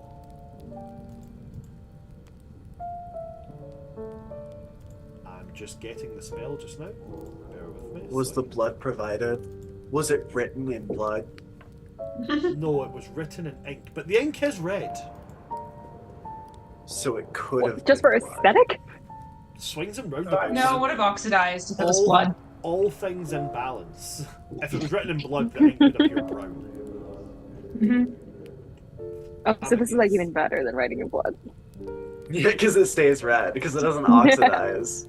Yes. You guys have been given access to as I said, a second level blood magic spell. Once I find it in this list, I will tell you it. It's a good spell. I like this spell. Found it. You've been given access to the spell Exsanguinating Ray. A line of crimson necrotic energy, 60 feet long, 5 feet wide. Shoots out of your hands, damaging creatures along the way. Each creature in the line has to make a Constitution saving throw. They suffer 3d6 necrotic damage. The damage will increase by 1d6 for the next creature in the spell's line, or 2d6 if the first target is brought to 0 hit points. If a creature doesn't have blood or is immune to necrotic damage, the ray does not affect them. And it doesn't cause any increase in damage when it passes through them. In order to cast this spell, you have to give up a hit die. So you don't actually give up hit points to cast this spell. You give up a hit die that you could use to regain hit points during like a short rest. So one action, 60-foot line from yourself, and in order to cast this, you do need one material component which cannot be replaced, and that is a singular iron needle or dagger worth at least 30 gold pieces. Dagger sold separately. Wow. Can I, as a wizard, learn that spell and If you're a, so what I will say is, add it to my spellbook? if you're a wizard, you can learn it. You can add to your spellbook. If you're not a wizard, you can't learn it in that manner. But I will say, after a course of, we'll call it, wizards are the ones that do things in hours. So I would call this days. You'd have to apply days and days and days of studying the intricacies of this. But for those who are not wizards, I'll say if you have this, you can add it to your spell books and know it. If you spend second level 2 days like constantly practicing this spell, working it through, studying, understanding in your mind, wizards will just get the easier part of it of having to just follow how wizards usually do it. Am I right in thinking it's 50 gold per level spell, so it would be 100 for a second level? I think that's the correct way to do it. I'll double check. Also, Brandon, if you do have like a it typed out, do you mind sending that in the chat? Just so I can put it in. I'll get it typed out when we're on the break. Yeah, And I'll send totally. it. Okay. Thank you. I'm gonna give my scroll to Achillia. I'm gonna say, this isn't my style, and you cast with much more ease than I did. You just didn't cast as high of a spell as I did, so you should learn that. I bet it would be deadly in your hands. Oh, well, that's just dangerous. I'll take it. I hope so. Can I pocket it?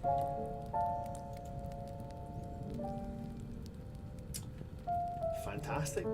And with that, Professor Aldemara will dismiss you all, and you can make your way to your next class, if you should so choose to, or you can choose not to go. It's up to you. Oh yeah, I'm gonna skip spirituality and necromancy. It's just gonna be Malekith showing off. Like, God, I don't even go to that. Oh, in that case, I'm definitely going to class. He's gonna look at Rista and he's gonna be like, "Look, mon amour, I made this skull talk for you." Or just watch Rista the entire time. It's weird how you think that that's the kind of thing he would do, but really it would be more like is like,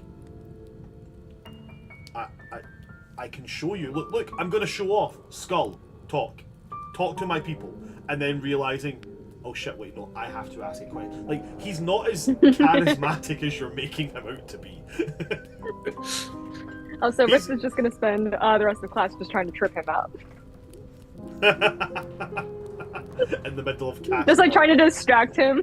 In the middle of ritual casting and a necromancy spell he's used several hundred times, and Rista just like speaks right in his ear and he just completely fucks up. Like, you gotta remember, His skull explodes. he might be he might have a slight, he's got above average charisma, he's still a nerdy kid.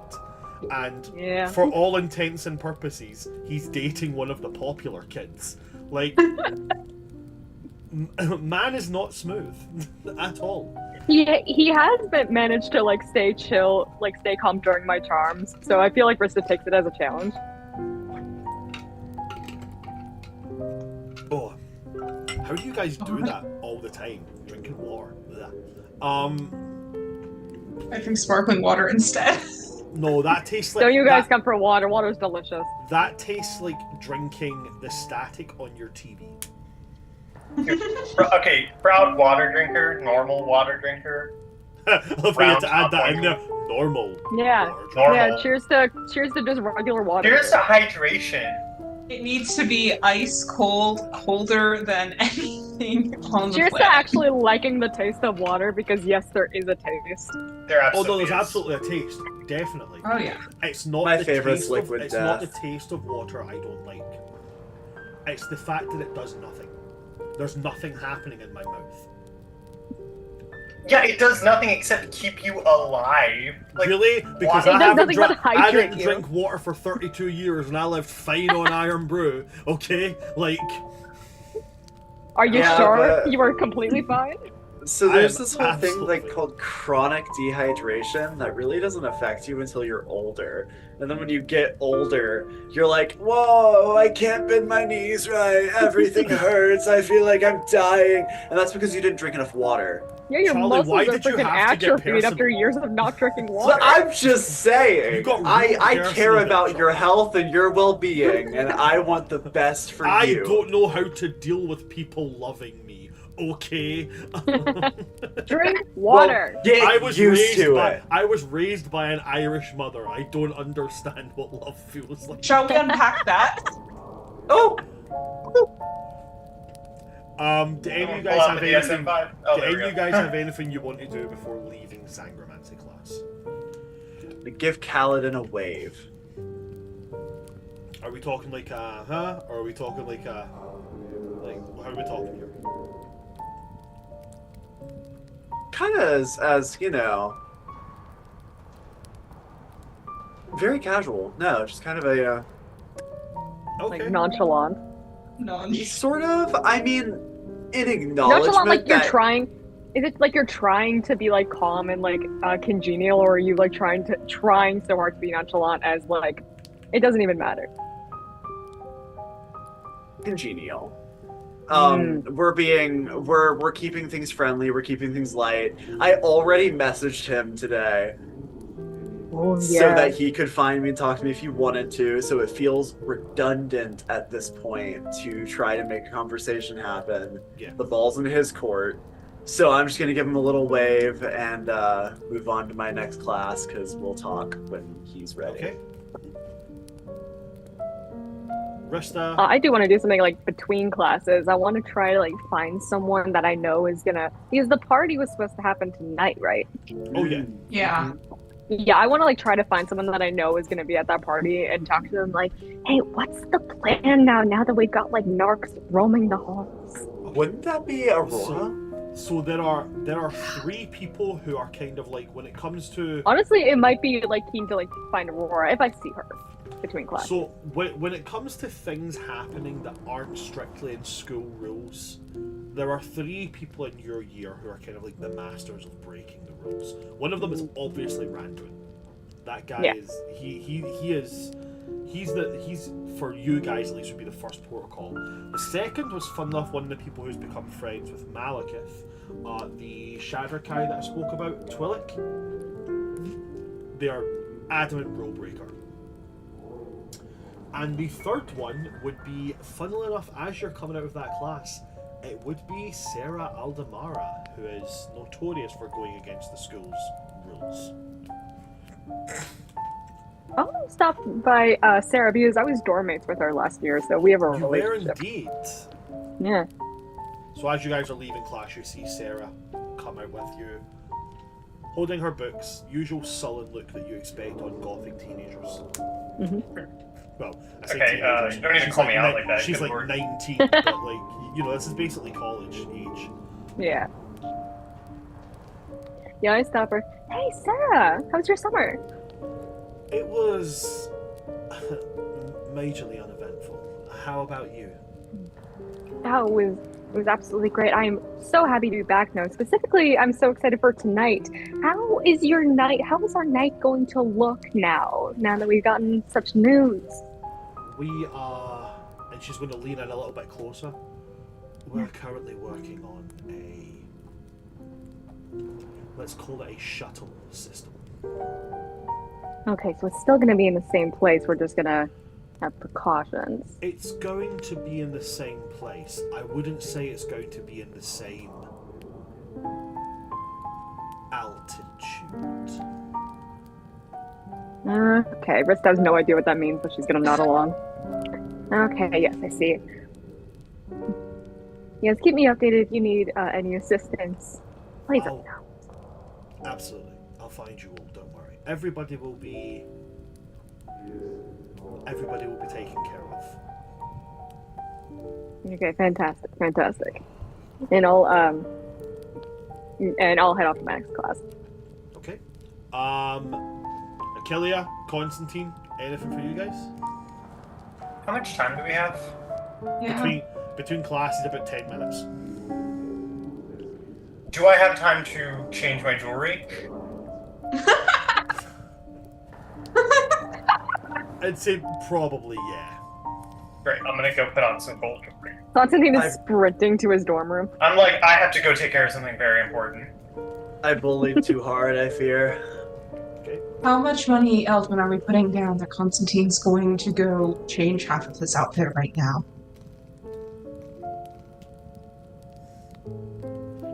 I mean, if everything I've been saying worked, hopefully.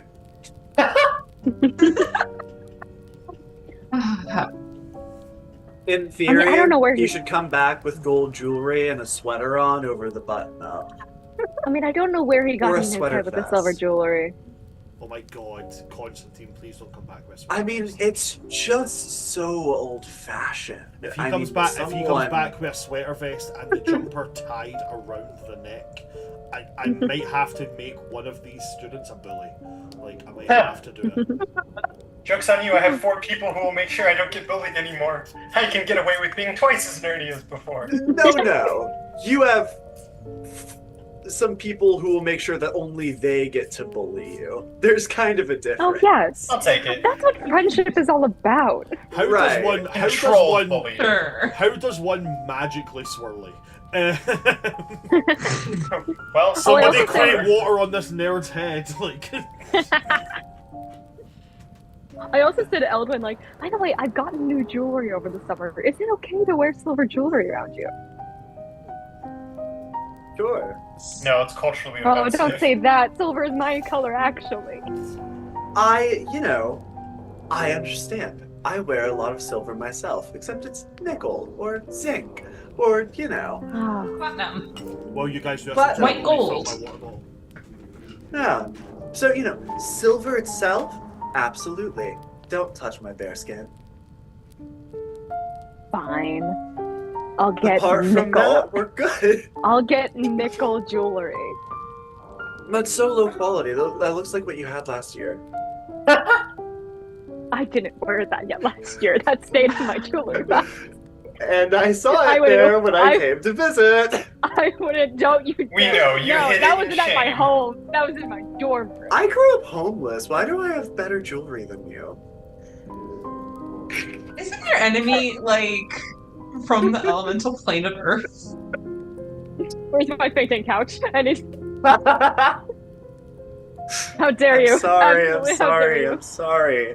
Oh, I'm sorry. As a My reminder, disdain for those. I with brought you money to the came castle. out. I showed you the finer things in life. As a reminder, that is actually correct that Achilles said, because Rista has a rivalry with Felicity. Oh shit! Do I get a new one this year?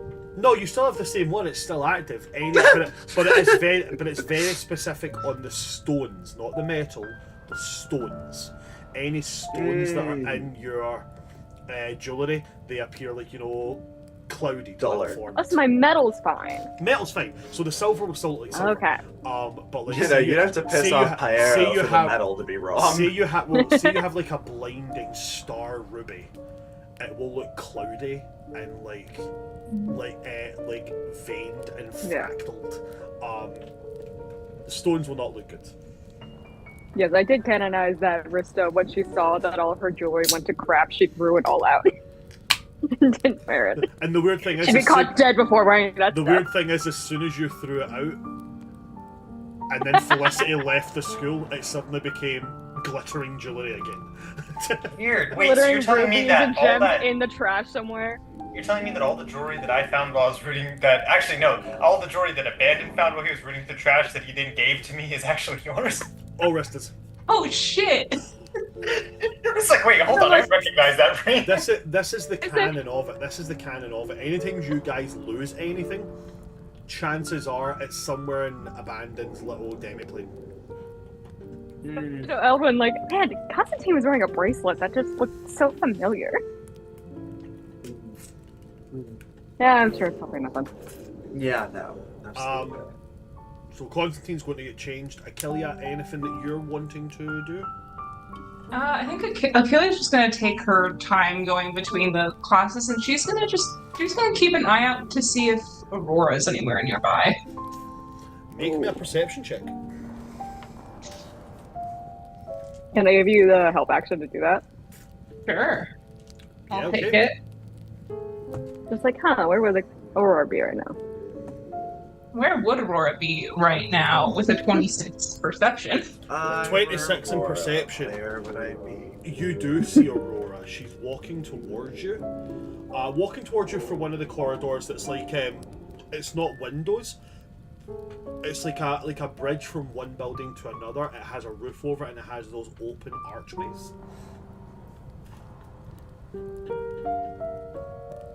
And as she's walking along it, she has the parasol pointed towards the arches, so that as she passes by, the daylight doesn't hit her.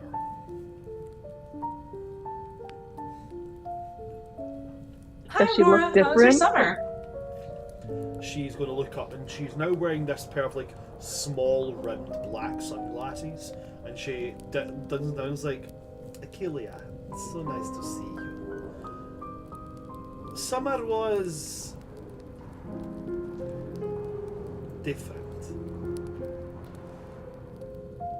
How was yours? Oh, I went home, saw my mom's. It was great. That is nice to hear. Are you excited for the possibilities of the new year?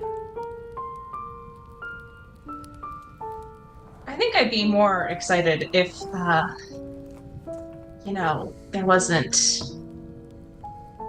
Is your dad always this overprotective? You will have to forgive my father. There have been recent incursions into Barovian space, and so there is the possibility of my brother and I being used for political gain.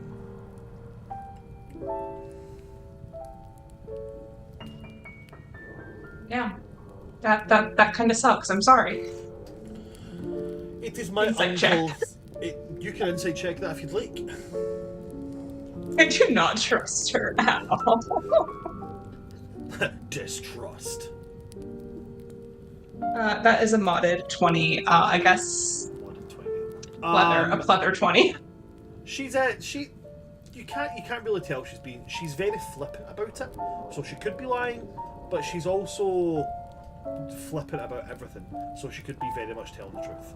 But as you kind of say to her, like, is he always like this? And she kind of like, she waves her hand and is like, my uncles, they are trying to take over the position, and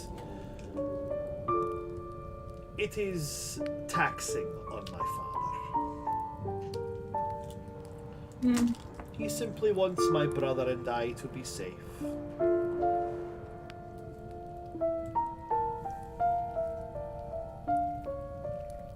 Yeah, Risto was real worried about you when you weren't quite here yet. Yes, we had to wait for the correct time.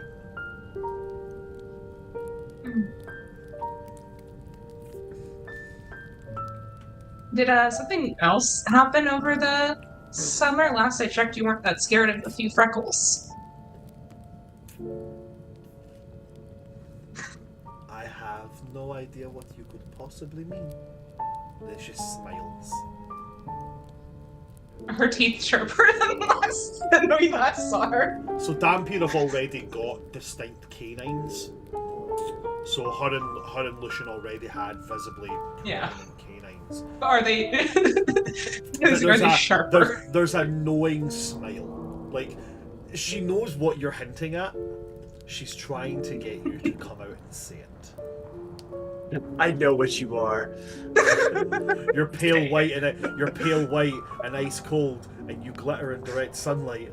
Say it out loud. Ice cream. Gotcha. Got him.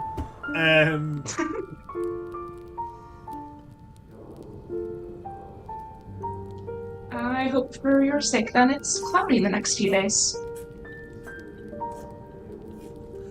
I have packed sunscreen. Good. What do you have next?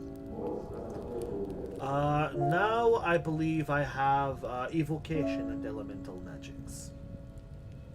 Have fun. We're off to, what was it? Necromancy, spirituality stuff? Playing with the bones.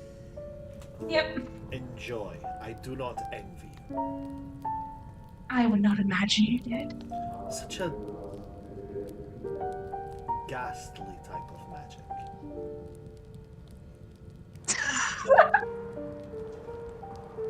Yes, I am aware that a ghast is a type of undead creature. Yes, I did make that joke on purpose. What the fuck are you gonna do about it? What are you gonna do about my dad level D&D based humor? Nothing. Can we? That's exactly can we take it. Nothing. Sense of humor! So Can proud we of you!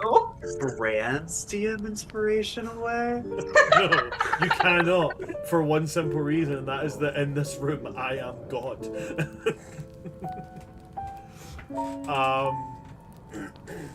We could be doing worse. You really could.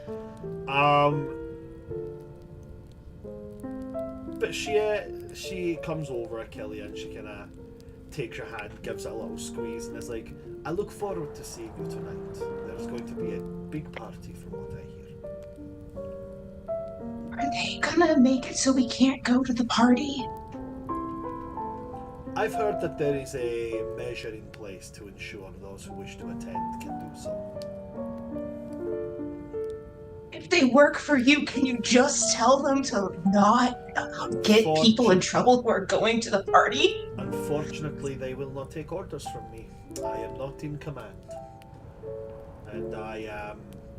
And she kind of rubs at her neck, regrettably bound from saying who their commander is. You could talk to them.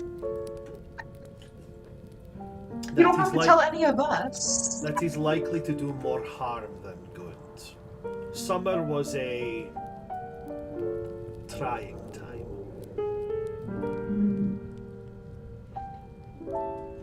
Then I will see you tonight. All will be well. When have I ever let you down before? You know, you are very reliable. I just am very different than you.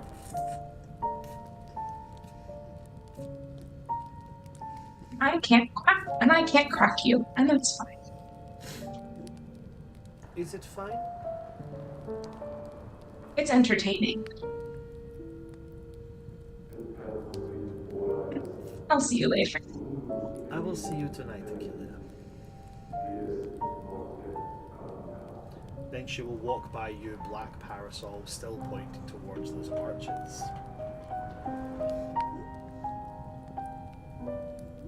And with that, we will go to our 15-minute break as everyone makes their way to the school's graveyard and their spirituality and necromancy class.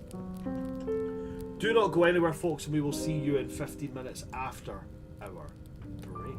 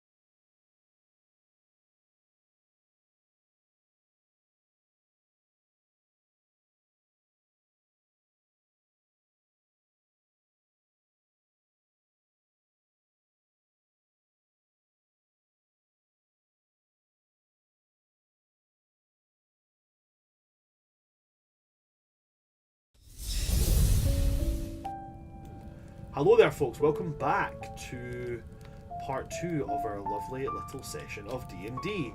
When we left off, our party was beginning to venture towards the Necropolis, the graveyard of the class, of the school, sorry, in order to learn about the more spiritual side of their studies. Now, as we move towards this area, the graveyard, as I said, you guys are used to this walk here. There really is no shortcut way to get here. You have to kind of leave the school and then walk through a graveyard. On your walk here, is there anything that anybody would like to do? So, as we're walking to the graveyard, Eldwin is gonna stop real suddenly, and like just a flash of images are gonna go across his eyes, and he's gonna go, "Oh my god, I saw the monoliths in a vision." What? Huh? When? He's Just gonna now? pull you all off to the side and say, "Okay, wait." So like we're walking on the sidelines of everybody else. We have a sidebar. Respect the sidebar. Okay. At this moment, Constantine sprints up, out of breath. What are we talking about? One Oh, Wearing you a switch Victorian your sweater. jewelry, nice. One student gets too close and Eldon just like turns, "Respect the sidebar." Like a deep guttural like werewolf voice comes out of nowhere. Yeah, you bury your I face just a believe we little I bit. don't want to That's wreck my the throat, daddy but I voice. can't do it. That's the dad voice, yeah. No, Daddy. Daddy. Get it- Oh, Get it right. no, that's not me. Yeah, so he'll be like, "Okay, listen, this is wild. Okay, so last year, before I fully understood what was going on, because I rejected being a part of the Order at first, I saw Achillea sneak into the building. I wasn't sure Yeah. why. I Yeah, we didn't knew you follow freaked her. out about that. Yeah, sure. Before I freaked out about it, I went to the library and I continued my studies. I didn't know what to make of it, so I didn't try to. I was reading a book, and my mind sort of snapped. Oh, fun. Void magic tests your mind. It tries to erase your sense of self, your presence, your identity. Long story made short, I went too far. And I had a vision. I had a vision about the last group of the Order. I saw Andros and all of them? Campbell and Andrus and Zestella, and there were four others. At first I saw them just getting into the Order and being present there, but then it was a fight. 3 of them were down, bleeding with open wounds. The other 3 were dueling, and then Bran, the guy with the staff with the 4 crystals. Yep. Do I recognize him now? You can make a history check on that. This is so sick. Okay. 14 plus 3, 17? On a 17, I will give you that you may or may not recognize him because he was masked. He was hooded, his mouth here was masked. But I will give you on the 17, the 4 crystals that were in that staff, they had very notable colours. Those colours being red veined with black, deep purple, like Chernobyl green, and then fluctuating, shimmering golden yellow. Yeah. He also had a very slight frame and wasn't overly tall, maybe about 5'8", 5'9", which is about the same size and build as leader of Terror Mephis- Squared, Mephilos Galax. Mephilos Galax. And I believe they were fighting Mephilos Galax. He had a staff with 4 crystals floating around it, one for each of the forbidden schools of magic.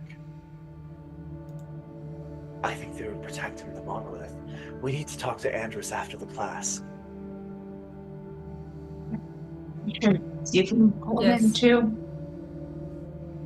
I wonder what he knows about that. He didn't tell us about that, did he? No, he didn't give us any guide or instruction. Where did it go? The best he did for you guys was walk me back to the castle while I was still recovering from limiting And loss. not narc on us. Memory loss.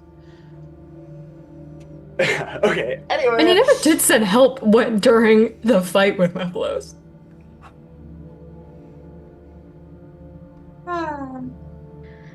Yeah, we should talk to him. Yeah. Yeah. Yeah. This is gonna be on my mind literally all class. Great. Let's. Good thing Okay, this so is not side- any of our specialties. Okay, is the sidebar over? Yeah, that was it. Okay. There's also, I got this cool ring. Like the finger. Oh, that's what that was about. Yeah, Oh. yeah. Anyway, disperse back into the crowd. And yeah, we'll make our way to class. Okay. As your little sidebar has reached its end, when you make your way towards the graveyard, upon reaching it, you can see the class is already gathered outside, and that Professor Andrus is just getting everybody into kind of like seating order. And as he sees you guys, he'll like beckon you forward, like almost like the 4 of you. Come on, everybody get in, settle down.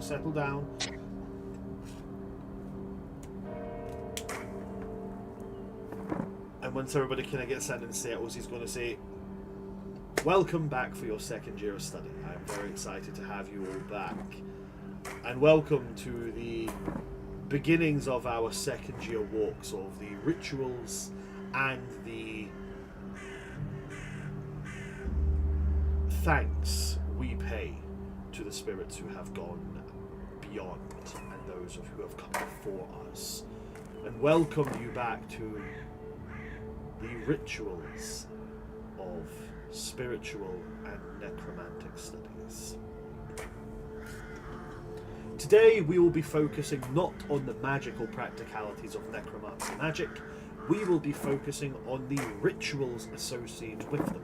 Now, all of you are aware of the practice of expelling magic at this point, whether you do this through divine, occult, magical or natural means. Everybody here expends a certain portion of magical energy to cast certain spells.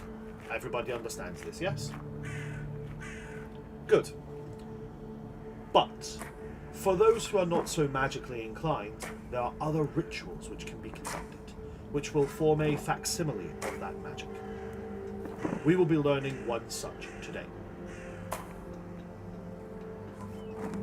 Everybody is familiar with the spell Speak with Dead, allowing us to call forth a remnant of the spirit who has passed on and ask them questions they would have known before the point of their demise. It is a rather simple spell once you understand how to cast it. Today, I would like you all to work in groups, and I would like you to perform a ritual to coax a spirit back into its deathly form. And I would simply ask you to find out one piece of information from me. You will have 5 questions to do so. I wish for you to determine the identity of the spirit you are calling back. The one rule is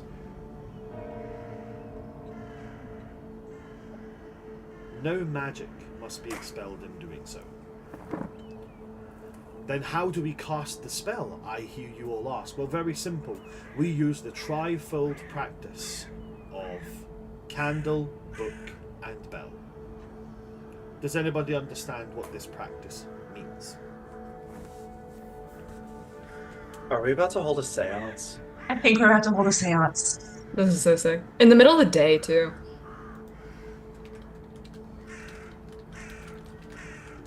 Ah, nobody volunteers the information. Very well then. The candle, book, and bell is a rather ancient magical practice.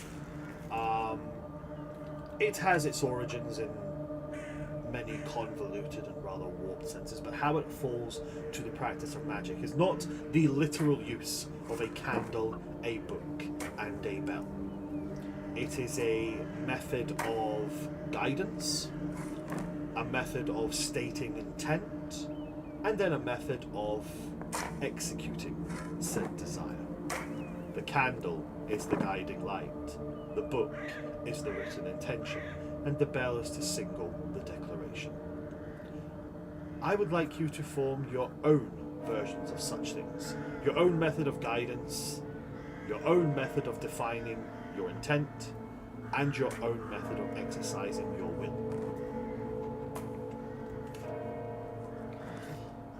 He will then go into an explanation, basically, of going over what kind of things can facsimile within candle, book, and bell. For instance, bell doesn't have to be the ringing of a bell. Bell could be the clapping of hands. Bell could be the speaking of a word. A symbol of audio or audible intent of this is the beginning of what I'm doing. The intention could be written. It could be a thought while holding on to something that is about to be consumed in the ritual. Something along those lines. And the guide could be a light. It could be a whistle, a song. Whatever way you guys can think, this is a very free-form class we're doing here. You guys can roll any ability check you want. Interesting. As long as you can convince me why it makes sense. Okay. You will So do that. this is... You Yeah. will do this exercise in groups of 3. Are you really about to make us kick out one person? No, why are you assuming that you have to kick out one person? What if all of you? Constantine is gonna immediately take a wait, is Malekith in this class? Malekith's in this class. He is. Yeah. I'm immediately gonna step away from the group and just kind of towards Malekith and she's like, hey.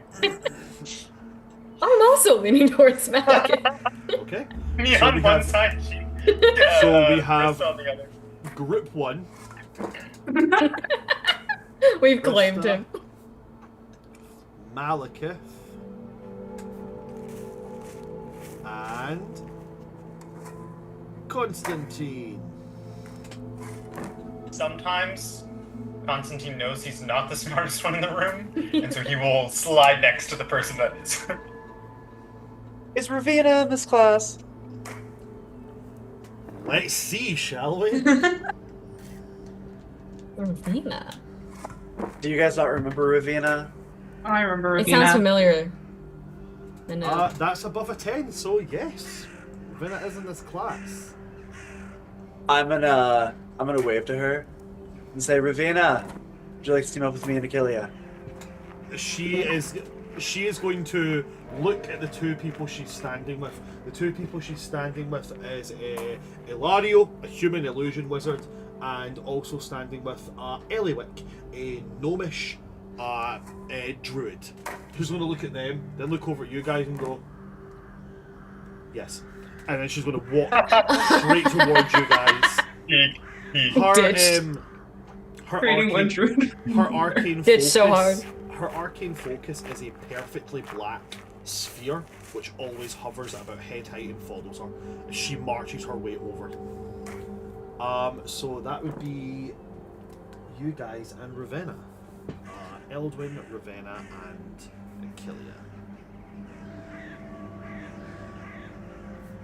I just reposted her in game images, or at least like replied to it so you can see her. Eventually, I'll do what I did for the Drakenhold, and I'll put together just a dossier of all of them. Yeah. But there is 100 students. It will take some time. Yeah, for sure. So, at this point, Professor Anders is going to push open a mausoleum. He takes out his wand. Yeah, cool. It looks like this. He takes out his wand, gives it a wave, and then he yells out, almost like a conductor, like, "Okay, you all come forward. Come now. Come." And from out of this mausoleum, several skeletons are going to march out. Casual. Each of these skeletons goes towards the 10 groups. 10 skeletons, 10 groups of 3 goes towards them and then lays down on their backs in front of these classes. You must now choose if you're going to supply the candle, the book, or the bell towards your ritual. And then tell me what you tell me what test you're gonna supply for that. And remind us, it's candle's guidance, book is Guidance. intention, Candle is and what was the bell? yes. Candle Bell is symbolizes- execution. Yes, candle Okay. symbolizes guidance. It symbolizes what you're doing to beckon the soul. The book is the method of intention. Speaking it vocally, I intend to do this with this, or writing it down, or thinking with intention while burning something that you hold dear. And then the bell is something definitive. It is done. By ringing of the bell, by clapping of the hands, by speaking of a word of command, something, even just saying the words, "Let it be," it is done. Think of like the old adage of witches, "So it be it so." Yeah, that. But if you can swing it to me, whatever ability check you want to roll does it, you do it. But here's where you got to get creative, because you got to think who can do what. Yeah.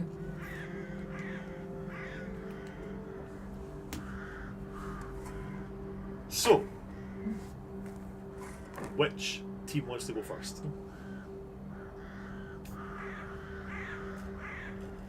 There's plotting happening. Hold on. We're actively plotting right now. So are we picking something to do, and then that relates to an ability check that we have? Like, what would it be if I was writing something down? What would be the ability check that would correlate to You that? choose. You pick the ability check you want to roll, and then you tell me. I want to use Arcana to create a pool of magic from the weave to that soul to me, and I want to use a very physical method of pulling the soul towards me as guiding them towards. Cool. If you can justify that the way you said that justifies it to me, roll your Arcana check. You can roll anything you want. I want to use intimidation as the bell, because I want to yell, "Fucking get over here," to the spirit. You spin it in any way you wish. I think first time I take execution. Okay. I can take book. Okay. Written in town. Malekith has guidance. Does Ravenna have a preference? Yeah. Thank you for asking. Ravenna will say, "I am very good at the execution." I can do the candle bit then. I'm very good at setting intent.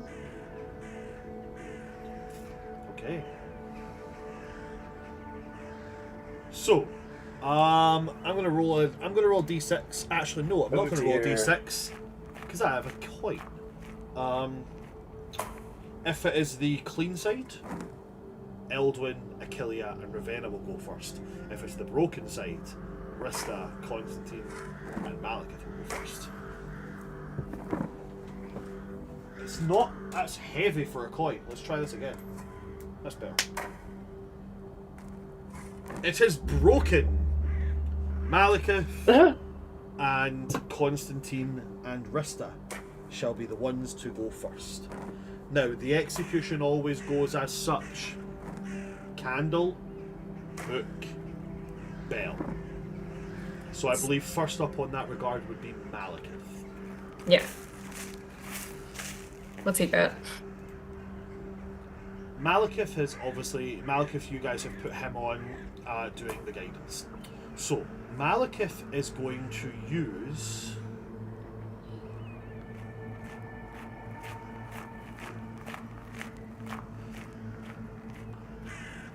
Malekith is going to use Persuasion.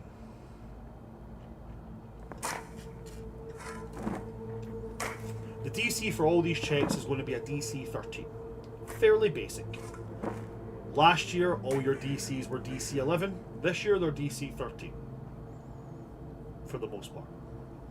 So he's going to use Persuasion as he's going to use necromantic energy. His eyes start to glow that kind of teal colour. The tips of his horns glimmer with that same colour. And he is going to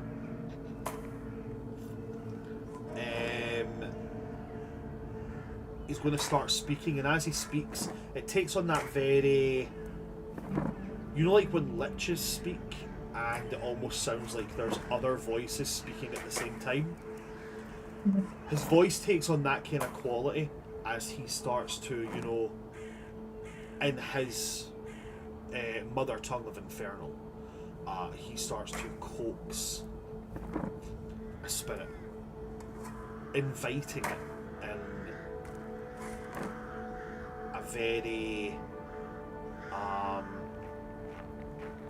in a very gentle manner to come and to join you. And I will roll that. That's a 13 on the die, and his persuasion is +3. He has succeeded in the guidance, at which point you would start to hear around this skeleton that you guys are working with whispers. Very, very light and gasping breaths. It now goes to the book, The Method of Intent. I believe that was yourself, Constantine. Yes. What would you like to what would you like to roll? I'm gonna roll Arcana. Based on I'm gonna, I mean, not to be overly basic, but hey, book, right? I'm gonna write out a diagram for the Speak with Dead spell. Constantine used to be a weaver when it came to like weaving tapestries, and so how he visualizes magic is putting different pieces of magic together in a certain pattern. So he's essentially writing out the magical components as if it was a pattern for a weave. I like that. I really like that. Yeah, I'm going to allow that. I'll allow that. You are able to. You're able. I'll allow you to make that roll. So that's going to be a DC 13 Arcana roll for you, my good friend. 26.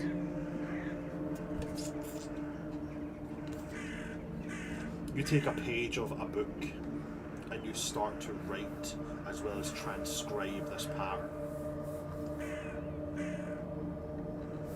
As you've succeeded, there starts to become a presence. There starts to become like the feel of magic, despite having not cast any magic whatsoever. And we move to Rista with the execution, the calling, the commencement of the ritual. What are you using to execute your demand, your will? So I imagine that as an air genasi, Rista kind of has just a very light ambient, like, wind of like moving air around her at all times. Yeah, And there's a she's kind of sense of Yeah. air moving around you consistently. Yeah, and I think Rista sits at she sits at the head of the skeleton. She sits crisscross at the head, and she puts her hands on either side of the skull.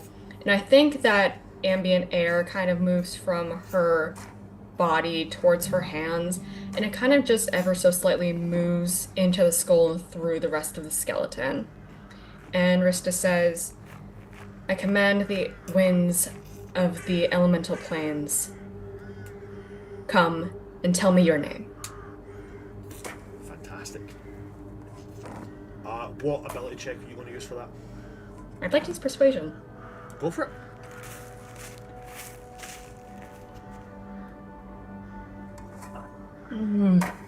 It's a 12.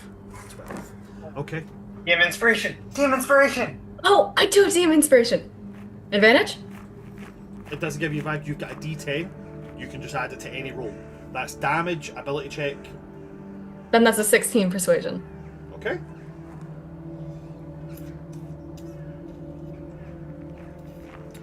Speak with Dead is a 3rd level spell, I believe. I should know this. Necromancy is my favourite shit. Speak with Dead's first level. Speak with Dead is 3rd level. What? Have I been smoking something? Maybe I just don't know, spell. but Speak with Dead is definitely 3rd level. Why do I have it on my 1st level spell sheet? I don't know what's going on. Yo, I gotta go fix some shit. Sorry. That's so strange. Yeah, That's Speak weird. with Dead, definitely 3rd level. Yeah, it really is. I'm sorry. No, don't worry about it, not at all. So, conducting these rituals and they do take their toll. As you guys are aware, when it comes to spells that are naturally ritual spells, instead of using an action, you can take 10 minutes to cast it.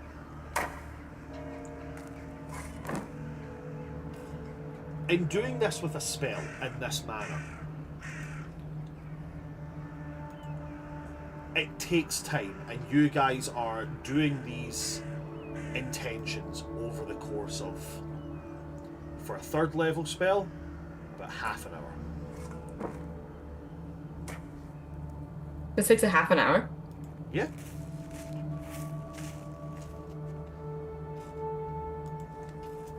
In that time as well, any components that would usually be used in the casting of the spell, they have to be present. So there's burning incense around each of these skeletons as you start to coax this ritual, and after about 30 minutes of Gina, you like declaring that this is you declare your execution, with you Constantine scribing into it, and with the calling being continually done by Malekith over the course of. No wait, hold on. The ritual doesn't go long. The ritual doesn't go longer because of the higher level spell. The ritual is just 10 minutes, so it would be 10 minutes. So let me just rework that. After the calling has been going on for about 10 minutes, and after Constantine has finished over that 10-minute time writing this out, when they make it known to you, Rista, that they have completed their parts, you make your execution and bang, and as you do it, the skeleton sits bolt upright, necrotic energy flooding through them. As Speak with Dead has been successfully completed via ritual. You guys can now ask your 5 questions with the understanding this skeleton can lie. No part of Speak with Dead says that they must be honest. It only says that if they choose to answer, they can only give information that they had when they were alive. And they are not beholden to give any fact or even answer at all. So I think we got to start with like a question of like, hi, how are you? Listen, if someone Get needs them to be to like us so that personable they to tell a the dead truth. person, that's going to be between you and Malekith. Yeah, I tell Malekith, like, we want to sweet talk this guy. We don't want him to lie to us. He's going to say, I mean, most of the undead are usually okay. Some of them will just give you the information you ask for. But if this one wants to play mind games, then we lose one question. Okay, I say to the skeleton, hello, what's your name? What was your name when you were alive?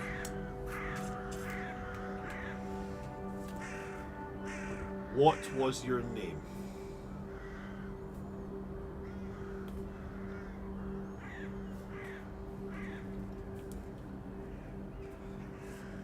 this skeleton, which is, fairly humanoid in its shaping, will say to you, its name was Lathalan.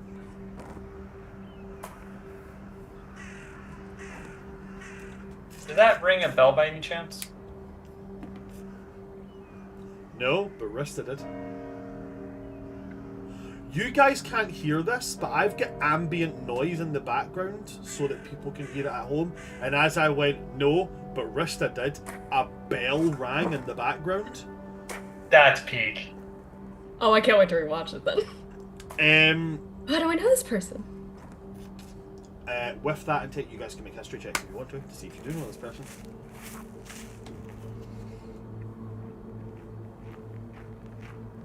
I That's rolled a surprisingly 12. high. A 12? But you know what? 29. Do I dare use my nat 20 portent roll? I have a 29. I would hold on to it. Okay. Well, sounds like you don't know him. No, when he was making a joke about you ringing a bell because you were the bell ringer, it's not you specifically. I'm Okay. sorry. I hate to be the one to explain the joke. But... Rista, are you going to use your portrait roll for that? No, if Gunson has a 29. No, so on a 12, you have no idea of that name. Alright. Constantine, you have been reading through quite a lot of books in your time here. At some point, you'll have read through books mentioning people who are very pivotal to the school's history. They did have a principal there. Maybe some 600 years ago, whose name was Lathalan. Okay. I'm gonna relay that to the group. I'm gonna work under the assumption that hopefully a principal wouldn't be the type of person to lie about their name. I also don't want to make assumptions. Malekith is, as you've mentioned this, that Malekith will then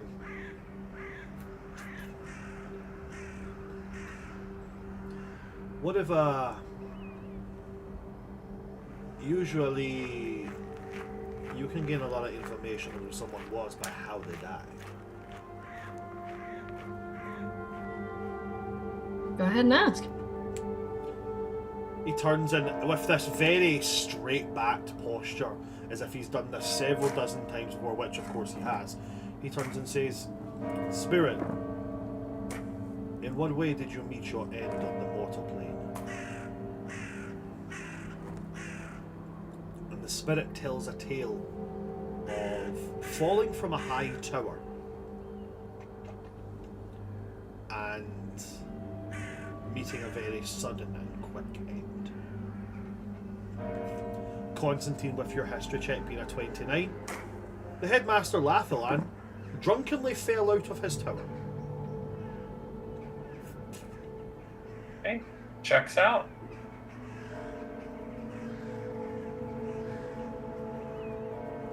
What else do we need to know?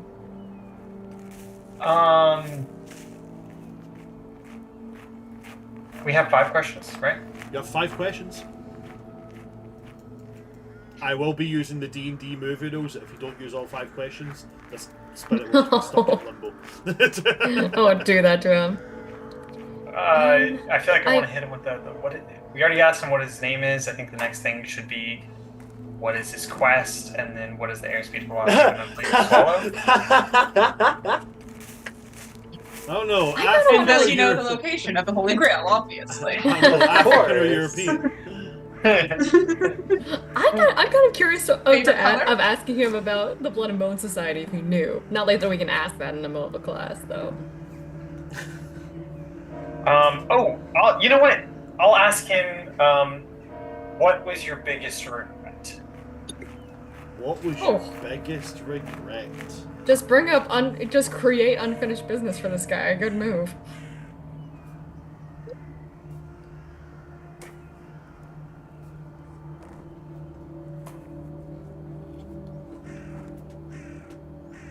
Does that count? Does it? Getting drunk? No, I'm gonna say it counts. He will say his biggest regret is trusting his father. Really dug up the father of all daddy issues there. Do you remember in all your reading who his father was? Do I? It didn't mention anybody. It didn't mention anything about Lathalan's father. But it did mention a son. Okay, Do first you know question. his last name? Lathalan is the last name. Specifically, At this point, like... specifically when you ask him, he would say his name would be Professor Lathalan. No. See, at this point, like, I feel like I'm less interested in passing this assignment, and I'm more just trying to dig up tea. So, wait, we've asked, what, 3 questions? Yeah, Yep. like 2 more. Can I ask him, tell me about your father? That's 5. No, wait, we gotta be more strategic about it though. No, I just want tea. I just want to know what this guy's been through. I know, but we only have 2 questions to get the tea. What if we end on a cliffhanger? Listen, he can really go on. Listen, if he's anything like me, someone asking, tell me about your father is it's a deep well. So you've Yeah, we just spent the next conversation 10 can minutes go of on for a class, he just minute. keeps talking. So you're asking, what can you tell me about your father? No, tell me about your father. It has to be a question. Oh, shit. That's Yeah. if you do the right intonation. What was the most that's a important part question. about your father? Tell me about What was the betrayal? what was your relationship with your with your father like? Tell me the What was relationship with your father. Yes, that is the question. What was the What's the relationship relationship? with your father like? This seems kind of cool. He mentioned his Yeah. dad. He I'm could gonna have resurrect you from your peaceful sleep and undeath, and I'm gonna ask you what your name is. I'm gonna make you reveal how you embarrassingly died because you fell off your own tower drunk. I'm gonna make you reveal to me that you had severe daddy issues, and then I'm gonna make you expand on it in depth. I stand by it. He offered the information. That was completely his choice. They can't say no. He said No, they can refuse to answer. he will say that his father, he and his father did not get along. His father ruined his academic career. Oh, I hate his dad immediately. Immediately I'm gonna bond with him. Have you ever been to therapy? Oh, good. Another undead Constantine's trying to befriend. You have one last question. Oh. I've asked like the last 2, so I'll leave it up to you. Rista also wants to. You say he had a son? This particular, so the book that Constantine read told him that there was a Professor Lathalan who was a principal and who had a son. This person has said their name is Professor Lathalan, and they did not get along with their father. Maybe they are the son? Maybe this isn't the prince. Oh! Then that means that there might be 2 Professor Lathalans, and we have to figure out which is which. Maybe we're talking to the we can say what your Yeah, first name. Yeah, we're talking about the father itself, but you don't even know the principal's first name. I don't, but I mean the assignment is not to say who they were. It's what their name was. So if we ask for their first Maybe we name, can ask him if he has any children, and if he says no. But then Well, if he the says yes, son that's not really could- confirming. Yeah, the son could have a son. So maybe we just ask first name. But then we don't even really know. Can we ask just, were you a principal? You can do that if you want.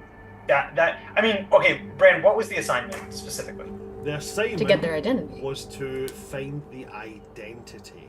Identity. Yeah. Okay, yeah, then we can ask were they a principal, and if not, then we could probably assume that. It Oh, well, might be the son. actually, he did say that he fell from a high place, and the principal you're talking about did fall from a high place. Right, but also So maybe it seems like They father both like could have son. fallen. They both could have fallen I together. There's like an extra, just like, were you a principal? What was your job? Right, I why will, would you I will just, say right now, the right question asked will get you an insane amount of tea, but will not give you any more recollect. Oh, actually no, it will give you a recollect. I will give you an answer as well as tea. But there's multiple ways multiple questions you could ask them and get the same benefit. I feel like There's one we can particular just one wrap that'll this get up. you tea as well. Dang, I want the tea. I want the Oh, tea. what's the right question then? What was your relationship wait. with your son? Wait, I could ask Matt. Matt, does Malekith have any ideas? I mean, I'm sure he's dug through Skull's heads before. Yeah, he's versed in this.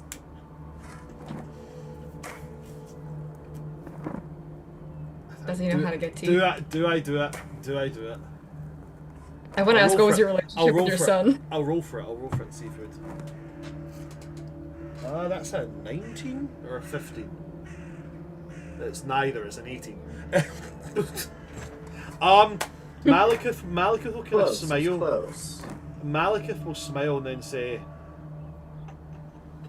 "You talk of your father ruining your career. You talk of the things that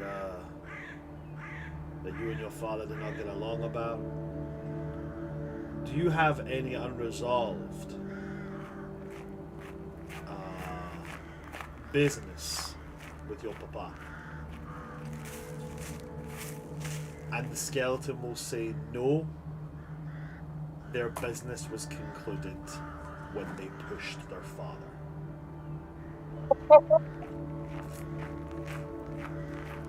Wait. That's wild. Okay, so- Did he push? Wait. Did he push Okay, his father and then he also fell off? Did they both fall off the tower? Or it could have been two separate occasions. Just The Maybe full there's a back, generational. the full backstory Oh, no. is, the father Oh no. did what he did, ruined this guy's academic career. He got drunk, Oh, no. fell out his tower. He then blamed his father so much he came back, haunted his father, and then when his father went up to the tower where he had stayed and he fell out of it, the poltergeist pushed the dad out, so he died in the same way. Eek. Eek. Anybody else realize that Gina's like Yep, going about to in? capture it. Like, Yep. yeah, it's Yeah, well, I got it. Yeah. you have a strange obsession of capturing these moments, Dan. Listen, This is a World Tree Quests ritual, by the way. If your screen freezes, it You must be screenshot it screen and post capped. it. It's just at this point though, like, and I hate to say this, and I hope Gina can hear me when I say this. Gina, your computer freezes so frequently, you're devaluing the screen cap. So I'm really You're right. No, like exactly. at this point, I have the last 3 have been from you. So like, There have been many of me that you just have not gotten because I hold very still when I'm not talking. You're Oh, really dang it. freakishly still sometimes, I will give you that. yeah, I hold almost concerningly still sometimes, so it's hard for Dan to realize when I'm frozen dang, versus that's hard countered by still face. yeah. I apologize, Dan. No, you're good. Well, that's all. That's our 5 questions, and Gina seems to have disappeared. So The skeleton move back falls up. back, flat onto its back.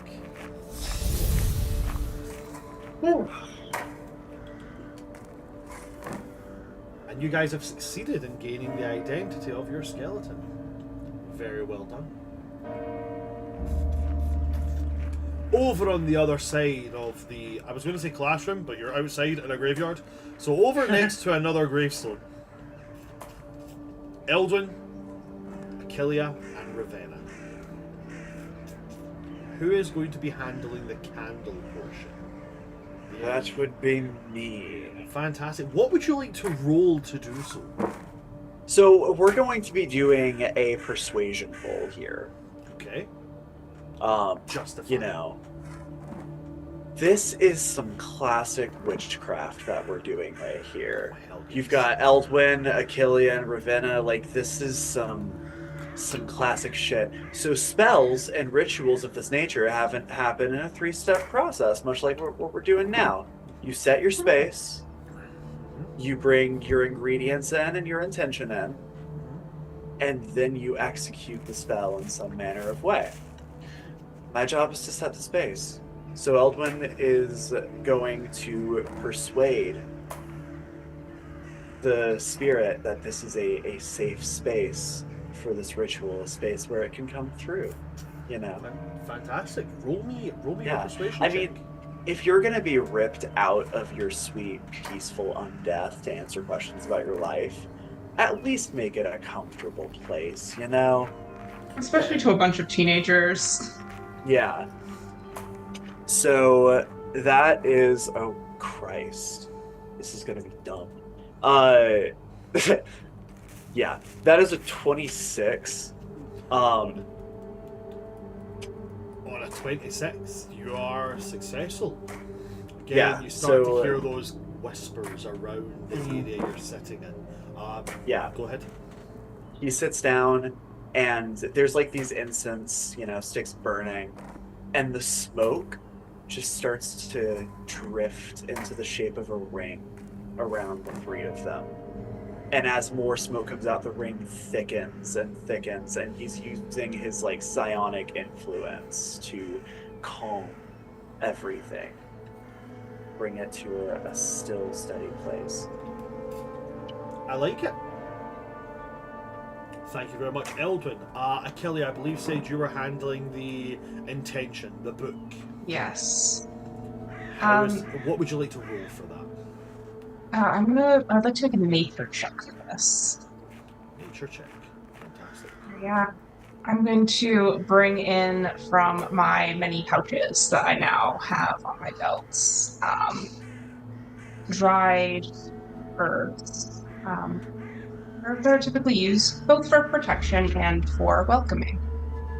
To set the intention, to further set the intention of this being a safe space for the spirit to be in and to welcome it in that way as well, in a more physical sense than just persuasion. And I'll sprinkle out some lavender, some rosemary, and some sage.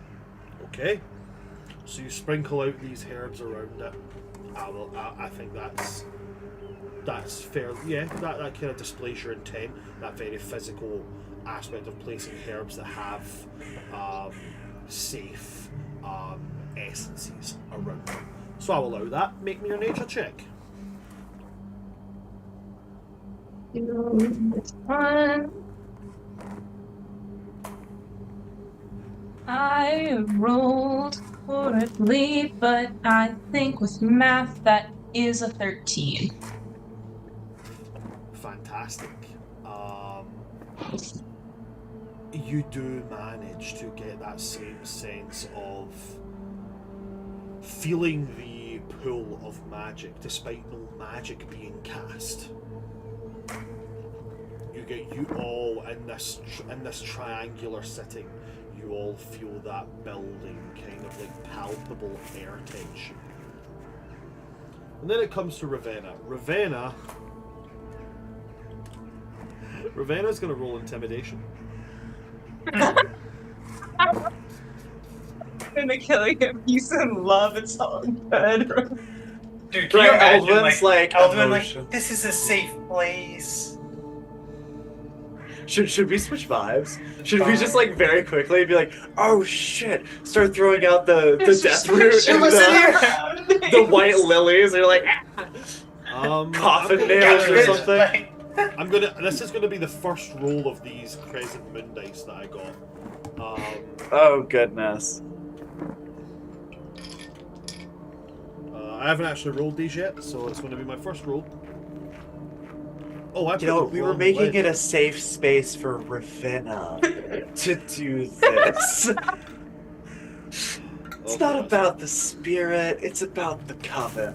I feel I would also like to see feel the nat 20 so at part peace of this. intimidating this. The nat 20 part of this dice is a moon. It's a crescent moon Oh, with a star in I the can middle see of that. it. That's cute. A crescent moon with an alchemy bottle, sorry. So let's go with this. By the way, Ravenna's a shadow sorcerer.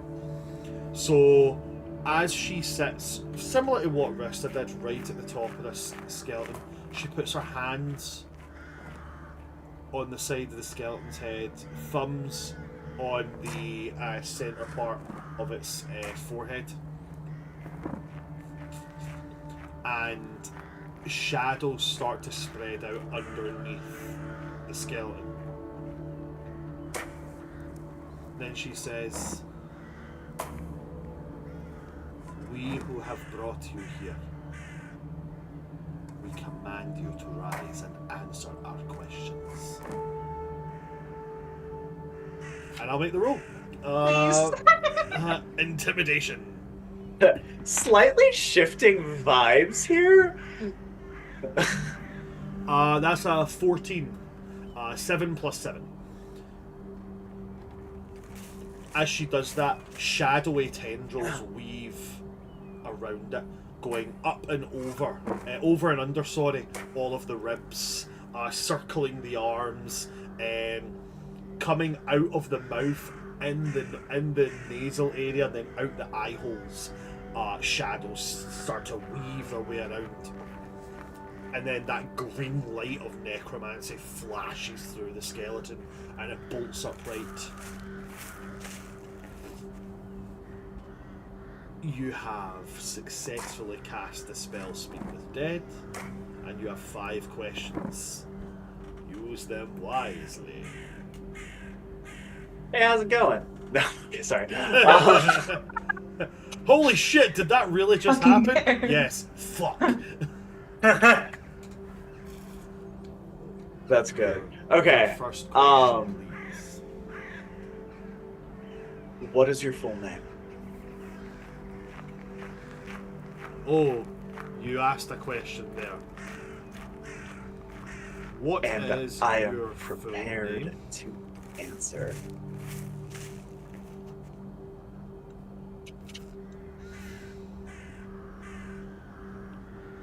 I'm writing out the full name so I don't stumble over the words. Give me a moment. Oh shit. Something like Pippin Paddleopsicopolis or something.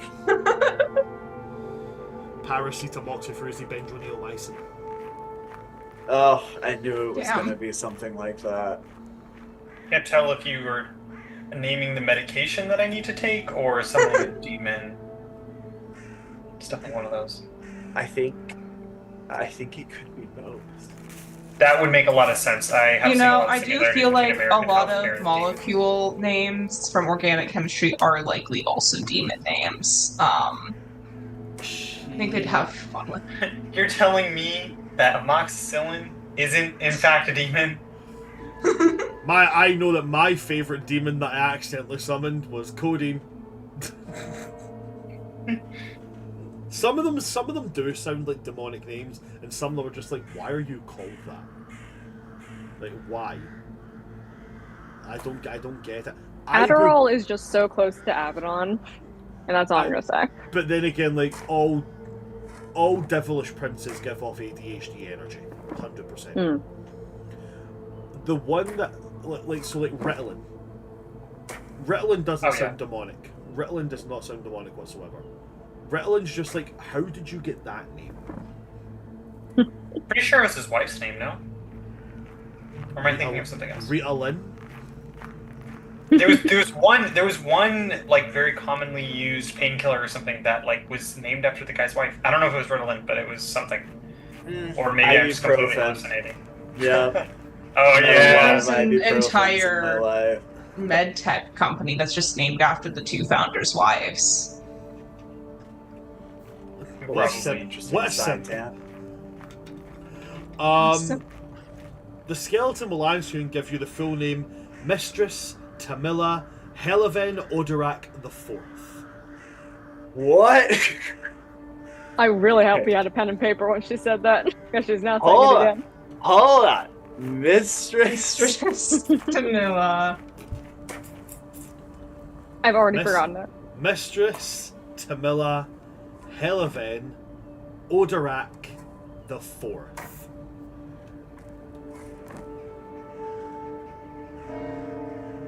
Cool name. The 4th. Wow. The 4th.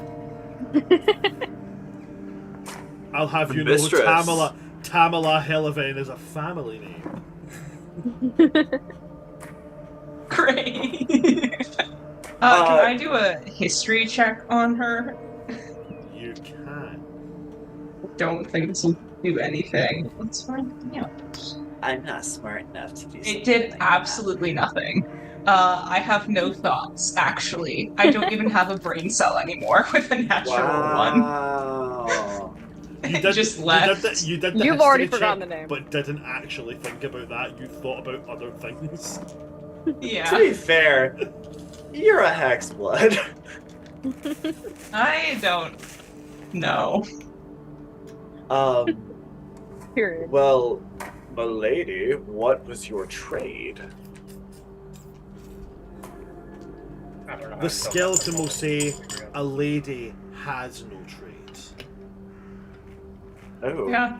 Eh, Spouse. times have progressed a lot since then. You might need to catch up. I mean, lots of ladies have trades these days. In fact, they're really good at them too. Like all sorts. Anyway. I don't think that's going to change your opinion, Eldwin. Ravenna will say that. So as you say that, but like, no, that's not how it goes anymore. You're a bit dated. Ravenna will say, I believe that she says that as a declaration of her status. She is a lady, therefore she requires no trade. Oh, unemployed, lazy. As is any aristocrat. Well, Hold on, spoiled, it's pompous.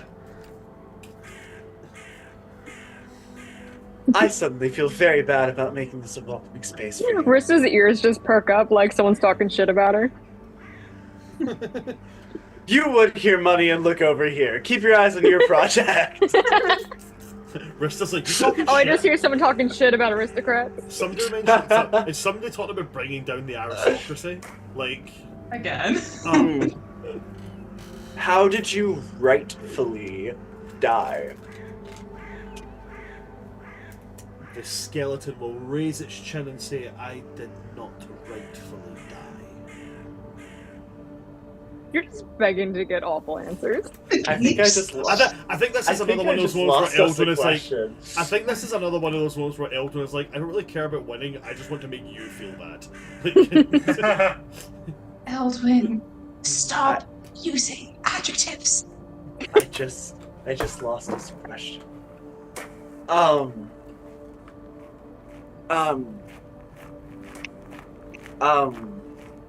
Ignore him. How did you die? The skeleton will say, I was murdered, most foul, by ungrateful peasant uprisings. Eat the rich. Ooh, let them eat cake. Well, sounds like you deserved it. Anyway, Eldrin's like, so that was 5, right? We're all done now, right? We're all done. that was 4. Oh, I don't care about my last question anymore. Right? You know, Just leave her in I purgatory like your last forever. question more. I'm gonna. Am I good? Can I ask it, Charlie? Yes, please. Oh my god. Lean in real close while you ask too. Like whisper Get in eye the level ear. with the skeleton. Yes, no. Be like, hey, hey, girly pop. hey diva. Hey, bestie. Hey, queen, slay. What was your greatest failure? Oh, Really wanted back to to what was reflect your on that. biggest regret? Why are we all antagonizing these skeletons? This one She was antagonized. Biggest She failure. was Okay, rich. okay, Your okay. best friend is rich. No, I no, French. antagonized you. I'm sure Achilles said because they were French. Definitely, actually. I feel like Achilles Her- does hate French. Yeah. She will say that her biggest failure was failing to make the borough that she ruled over better. What? Dang. She Too bad now. So the borough that she ruled over, she will say that her greatest regret was failing to make that borough better. Well, yeah, that's what happens when you hoard But wealth better and in don't what distribute it amongst way? the economy. That's what happens when you don't create new job opportunities to help sustain the economy. You know what? You did this to yourself. I don't even feel bad. I'm leaving. This is entirely roleplay and it's not influenced by anybody's emotions of real life whatsoever. Right, Charlie? In Listen, Minecraft. the fact that me and Eldwin share some political views is, like, not the point here, okay? And this is the problem with playing Rista, because I so badly wanted to see Eat the Rich, but I couldn't. Listen, just because one of my characters and several of my NPCs believe entirely that small amounts of funding going towards small communities don't actually do anything in the long run, and therefore we should deviate major governmental spending towards communities, because communities ultimately bring around the best in people. And also, when you have a well-funded community, that means that you have well-funded nurseries, schools, as well as community projects, which keep people off streets and also give teenagers more applicable things to be doing rather than destroying things rather than becoming little vandals. Doesn't mean that's how I feel. Bran, we're trying to raise the dead here. Flip it. I don't need a morality lesson. Listen, you're over here talking about how to fix the world. I just want to talk to a skeleton. I just want to get some tea, man. That is your 5 questions. Your skeleton does fall back down. Ravenna looks at the skeleton, then looks back up at you guys, and is like, I suddenly feel dirty. Me too. Yeah, went about that wrong. Would have approached that differently if I'd known. Professor Andrus, would it be considered a failure if I were to smash the skull I just spoke to? Yes, Ravenna, I would count that as a distinct failure, as here we are taught how as well to treat and look after the dead once they've passed. Ravenna just So I looks at can't. him. Ravenna So I just can't looks at steal him her and- bones. Ravenna's going to look at him, then look back to the Achilles. skeleton, and then just go, ew. So, Steal the bones. so Ravenna's single. I like how she's, against fascism and yells at dead people. Oh, wow. Now, is this Constantine or Dan? Purple-haired goth girl, okay. No, you want the purple-haired guy. No, Constantine's just overcorrecting since the last person he went out with was a bit fascist. He figured Yeah, no step kidding. in the opposite Yeah. direction. That's fair. And when Ravenna turned up dead, completely exsanguinated, no blood left in her body at all, nobody suspected anyone. Elvin is going to look at the skull of the skeleton and just tilt his head, and it's gonna crack. And the head is just gonna boop. Eldwin, Dang. if I steal a bone, will you come for me? Minor Yeah. illusion.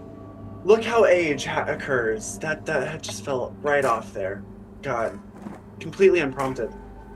Yeah, no, of course I would. How do I want to have that energy with me? That's the thing. If you want to curse somebody, sure. Oh, right. I can just use my own tooth and it'll regrow. As it comes to the end of the class, Professor Andrus will go around and, ask the question. Who did you speak to?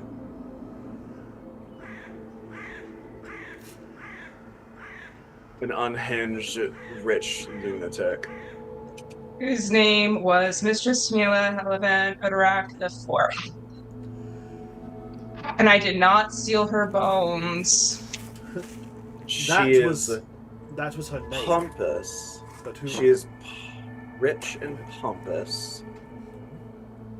Her trade was a lady has no trade, which is to say rich. She was rich for a living. She ruled over a small, what was it called?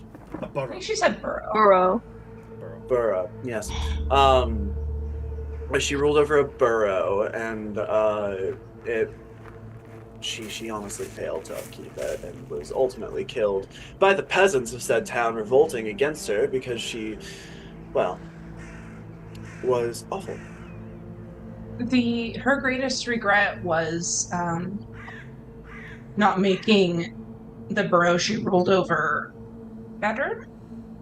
whether that regret came when she was alive or just moments before her death is a different question.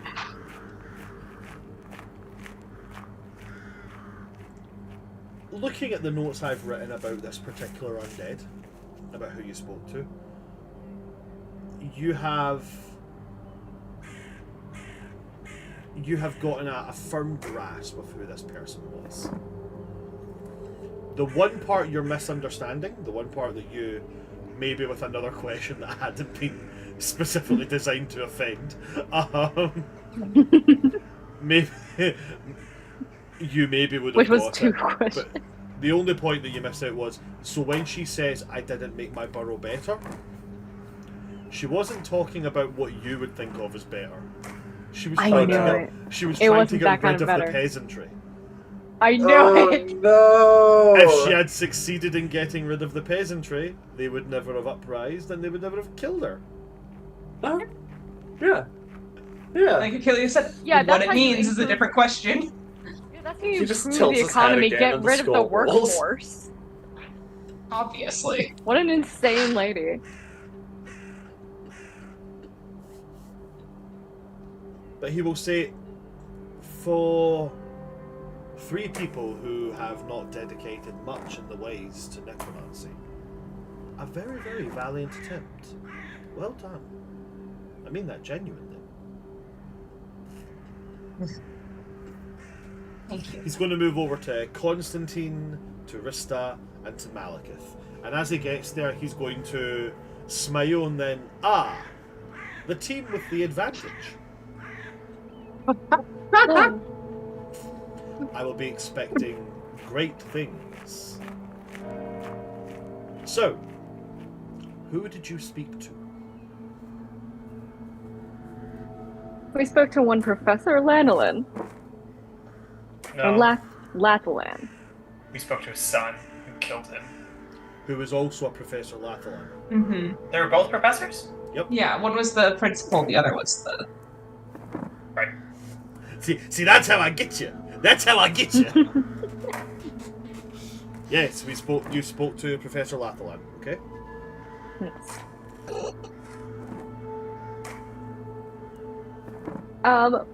Generally, dad issues. Primary characteristic.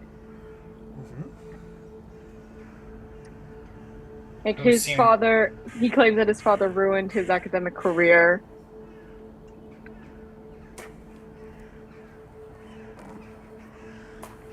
And that he died from falling from a high tower. Much like his father, who also fell. But seemingly more purposefully. Given that he pushed his father off after he died, as a poltergeist.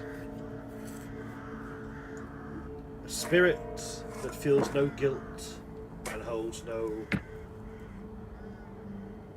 remaining business in this world. A very rare thing.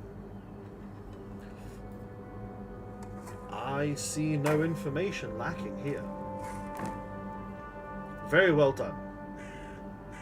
And he's going to look at Malekith and then, like, with some very, very skilled help.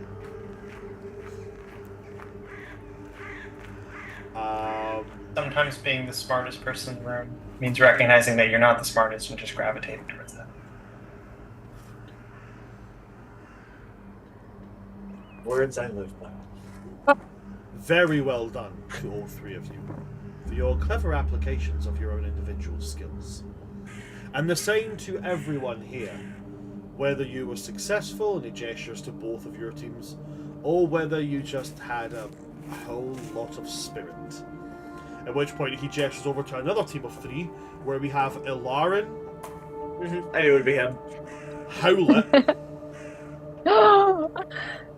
and Well. also... And who? Raduin? Oh, That absolutely. was Wouldn't so that funny, complete that actually. trio? As well Please let it be as... Randuin. No, Who's another golden retriever? and Michael. The little Oh, Michael, Oh my that's god! funnier. Oh my god. where Dream team. Michael is holding the skull, and just like yelling at it in his Myconid language, while Howlett is trying not to laugh, and Ilarin is holding on to the skeleton at the back and like trying to will it to move by just flapping its arms up and down. Dream team. I'm guessing it didn't work. Ooh. No! No hope for them. Dream team. Ilarin, Michael, and Howlett put together can only achieve one thing, and that is that something in the room they are in will be broken. It's the only thing they can achieve. Do they break the skull? Michael, Body? probably. He will then, Professor Andrews will then say, ritualization works with certain spells. There are some spells it will not work with. Or maybe it will work with, but it doesn't really make sense. After all, we can't all sit down and find a guidance and then a method of intention and then a method of execution for casting a fireball, can we? But in certain cases, for a spell which would require a bit more time and patience, ritualization can be very beneficial. A handy tool to have in any good magic user's repertoire. A particularly fond practitioner of ritualization was Luch Weavewater. He believed that in understanding how magic was formed, we could understand the best ways to use it.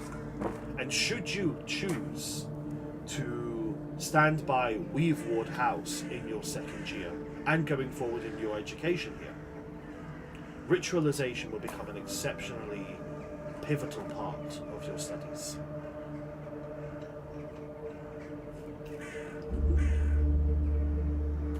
It is on that note I bid you all a fond day, and to go and enjoy your lunch before you make way to your third and final lesson of the day. And Professor Andrus will bring your class to a close. But I believe somebody wanted to ask Andrus something. I think we all were gonna go, Okay, cool. unless just Elflin. Us four and Malekith are Yeah. gonna head over to Professor Andrus as the crowd starts to Yeah. thin. Oh yeah, I think I maybe like messaged to Malekith, like gave him the rundown of what Elvin told us. Okay. As the class starts to move out the way, and as Professor Malekith is like weaving Professor necromantic- Malekith. Yeah, you might as well be. Fuck. Because I just said Malekith. Professor Andrus starts to weave necromantic magic and getting the skeletons back into the mausoleum. As he sees you guys come, it's like, students, how are you? Professor. What do I owe this? Is something okay, Achillea?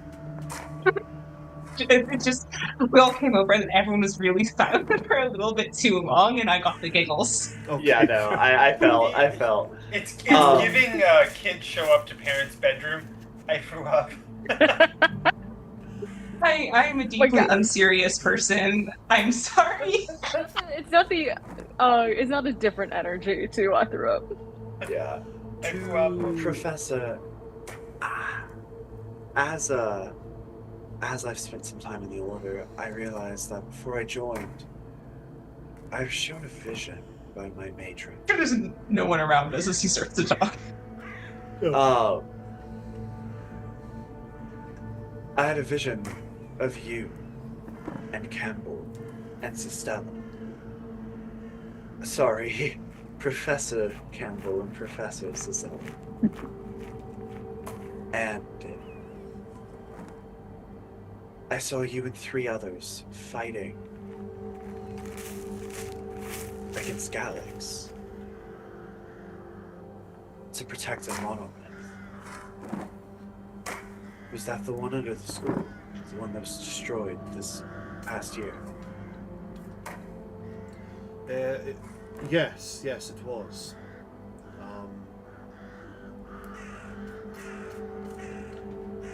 Although I wasn't aware that it was this Methalos fellow you're talking about. We encountered someone. They were making a move on the monoliths, and we stopped this. But I had no understanding of who this person was. Are you sure they are the same person? Not entirely, but their goals align, for sure. Mephilos Galaxy's goal is to destroy all of the monoliths and the restrictions on the weave, to allow magic to be a force that can be openly harnessed by anyone without restriction and limitation. The strongest minds become the new survivors. It's strange, but I saw it in a vision, and I wanted to ask about that and see if you knew anything else that might be helpful to us as we try to defend these monuments. If this is indeed what he is seeking to do, then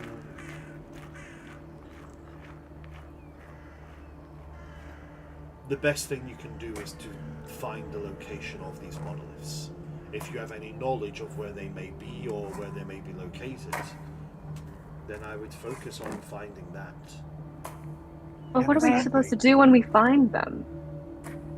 And even then, we can't exactly leave school to start exploring the outer planes. And what, do we position ourselves to defend them for the rest of our lives? That's not realistic. They also mentioned that they have a student spy somewhere, I think. Am I misremembering that, y'all? I don't think I am. I don't. Was it a student or a faculty member?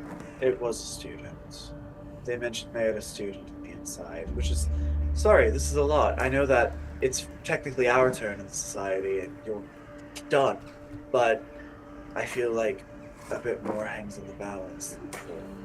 If there is a student here who is actively benefiting them, then we have more issues than we originally thought.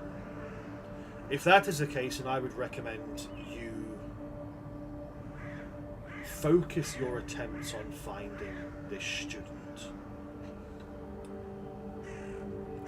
Do you have any knowledge, clues, hints about any other monoliths?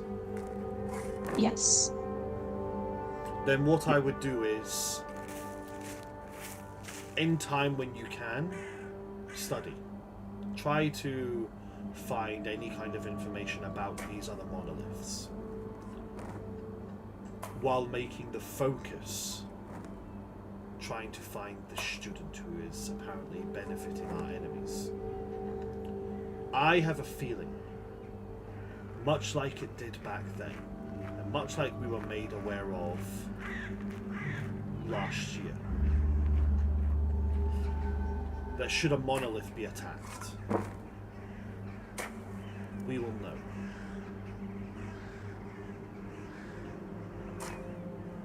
Yeah. Okay. Great. That's a start. I I know how I'm spending my lunch. I would also recommend, if anybody is capable of doing so, trying to find out more information on these people that are making themselves our enemies. The more you know an enemy, the more you can combat it. Jasmina said I should promise. I'm bad at lying, though. I'm not.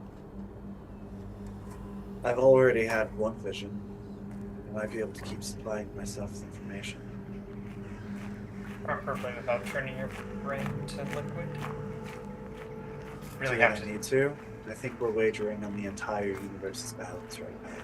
True, but if we have to add more people to the Blood and Bone Society, that means I have to talk to people, and if we're balancing it all out into the world, socializing, it's a toss-up. Oh, the fate of the world is hinging on Constantine being sociable. Like I said, not. it's not in good shape. So don't. We are all Thank you, doomed. Professor Andrews. I appreciate the advice. You are very welcome. I guess last question. At any point in our schooling, do we get permission to leave campus? Yes, once you've chosen your house at the end of this week, you will move from the first year dorms and you will go to stay in the dorm houses. The dorm houses of your class, of your particular houses, are in the, and there's a large portal, kind of like a large portal frame in the back area of the school. This leads to an area you guys haven't visited yet, but you have heard about. It's the hog's meat of this particular place. It's like a small village which has shops. We've and been all there that before. kind of stuff. Yeah, we went Yeah. there last year. It was Mayberry Something Port, Port. right? Yeah. Oh, right. Okay. Oh shit. Yeah, you When guys we were did go. when we Yeah, were shopping we for went- the fall. I got We went my out really for cursed shopping. When you Uggs went there, shopping, yeah. yes. So he will say, in Maybury Port, there are 4 large kind of manor buildings. 5 manor buildings. Each of these is the dorms of the housed students. I see. So you will go to live there. And then, assuming we wanted to go try to find the locations of these monoliths, would that be something we have to wait for summer for, or would there be a reasonable way to take off on, say, a field trip? As long as you do not miss your appointed study classes, you are free to, at the point of second year, with parental permission of course, you are free to explore as you can. Right. It's good to know.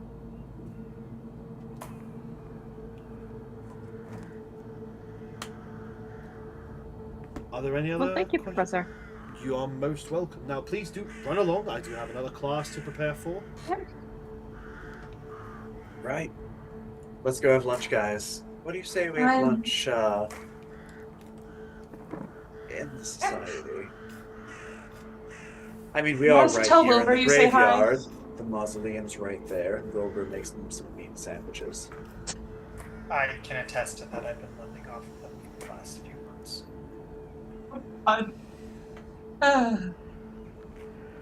Right. We must. Yeah. Thank you, Professor Andrews. You are most welcome. And you guys are making your way over to the Yeah, we'll just go into the mausoleum. Into Yeah. the Yeah. okay. society. And I Do we think want to send a? Yeah. Do we want to send a message to a random one to meet up with us? If you I can. can't send He's busy. messages that He's far. preparing for a. Oh, well, like I a whisper. can't. Well, Oh yeah. I've been away from Wispy for so long, I forgot we could use him like that. I know. Okay, but I'm Oh pretty my sure, God. Bran, is that our... that's going Yeah. to. If you Wrap guys are point? going to that, I think that's where we're going to wrap for today. Very well done. I don't think I want to spoil that little ending, that fun little ending with the cutscene. So I'm going to say no cutscene today, guys. No cutscene today. But yeah, very well done. Very, very well done. I'm purely for that question to Mistress Tamila Eleven Odorak the Fourth. I'm giving that MVP to Eltwin. That's where it's going for me, man. That was Yeah. that was brutal.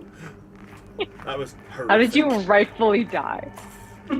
How did you rightfully meet you? It was so Listen. bitter. So good. I don't know, but then we have Achilles with the "What's your biggest failure?" Oh, I stole that from Charlie.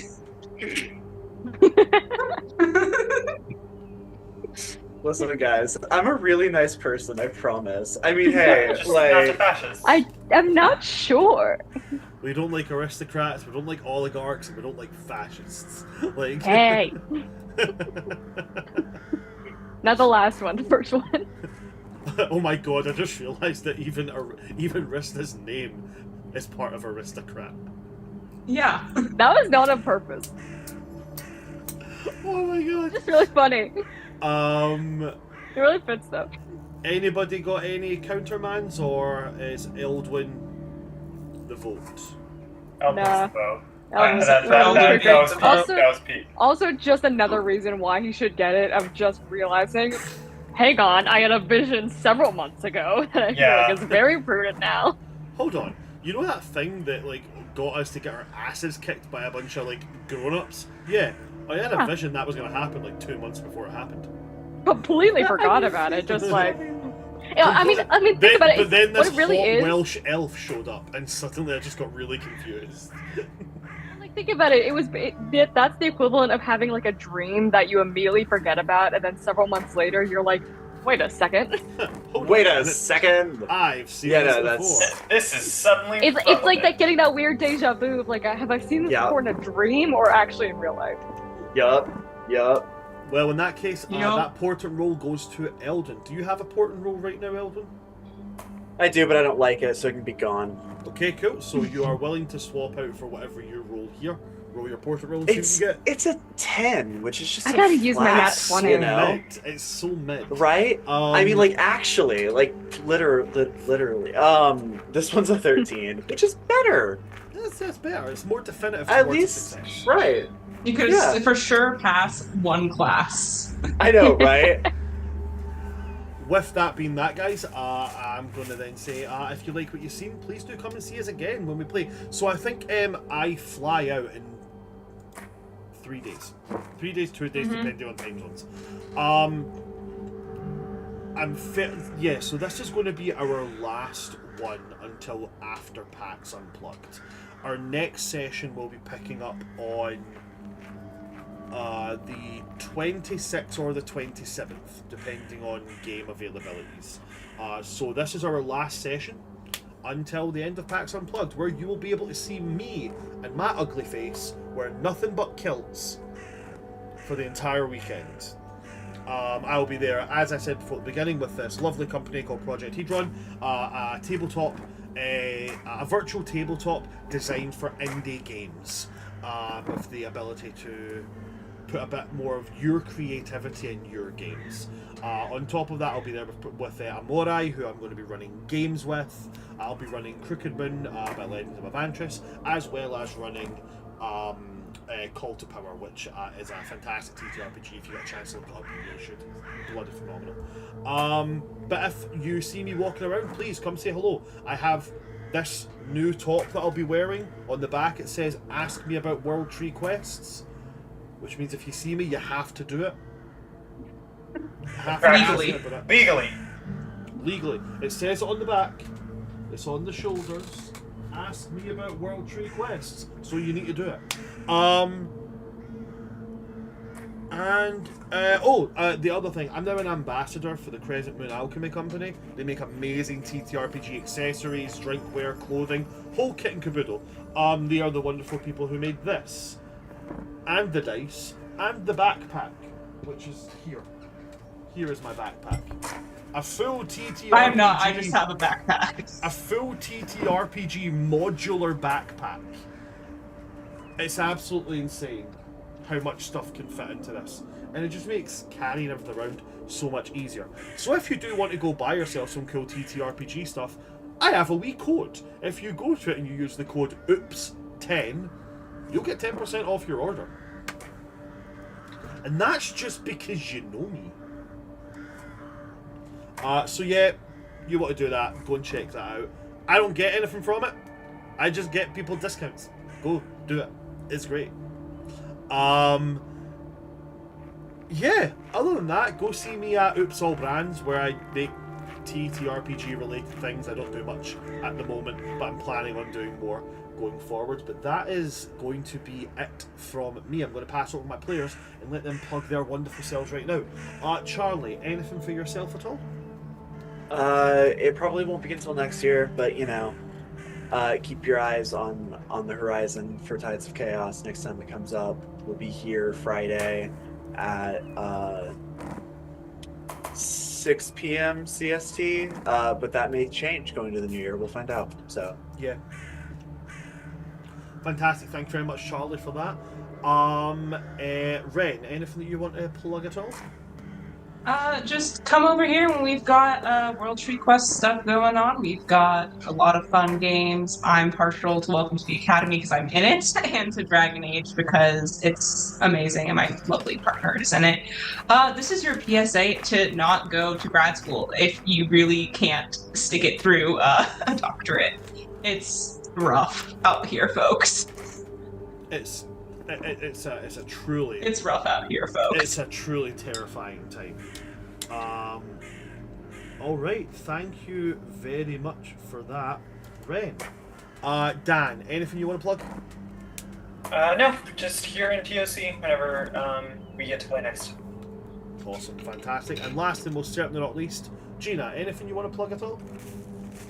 You can continue to find me here almost every Sunday, playing for World Tree Quests. Welcome to the Academy. Fantastic. If that's it for my players and that's it from me, well then that's it from us. So thanks for coming to see us today, folks. I have been your DM of Doom. Oops, all brands here. With me today we've had my amazing cast. We've had Charlie 182.0, we've had Changeling Rogue, we've had Just Dan, and we've had Gina Donna Hugh. From all of us here at World Tree Quest, good night, stay safe, eat the rich, and don't pull a finny. Good night, folks. Good night.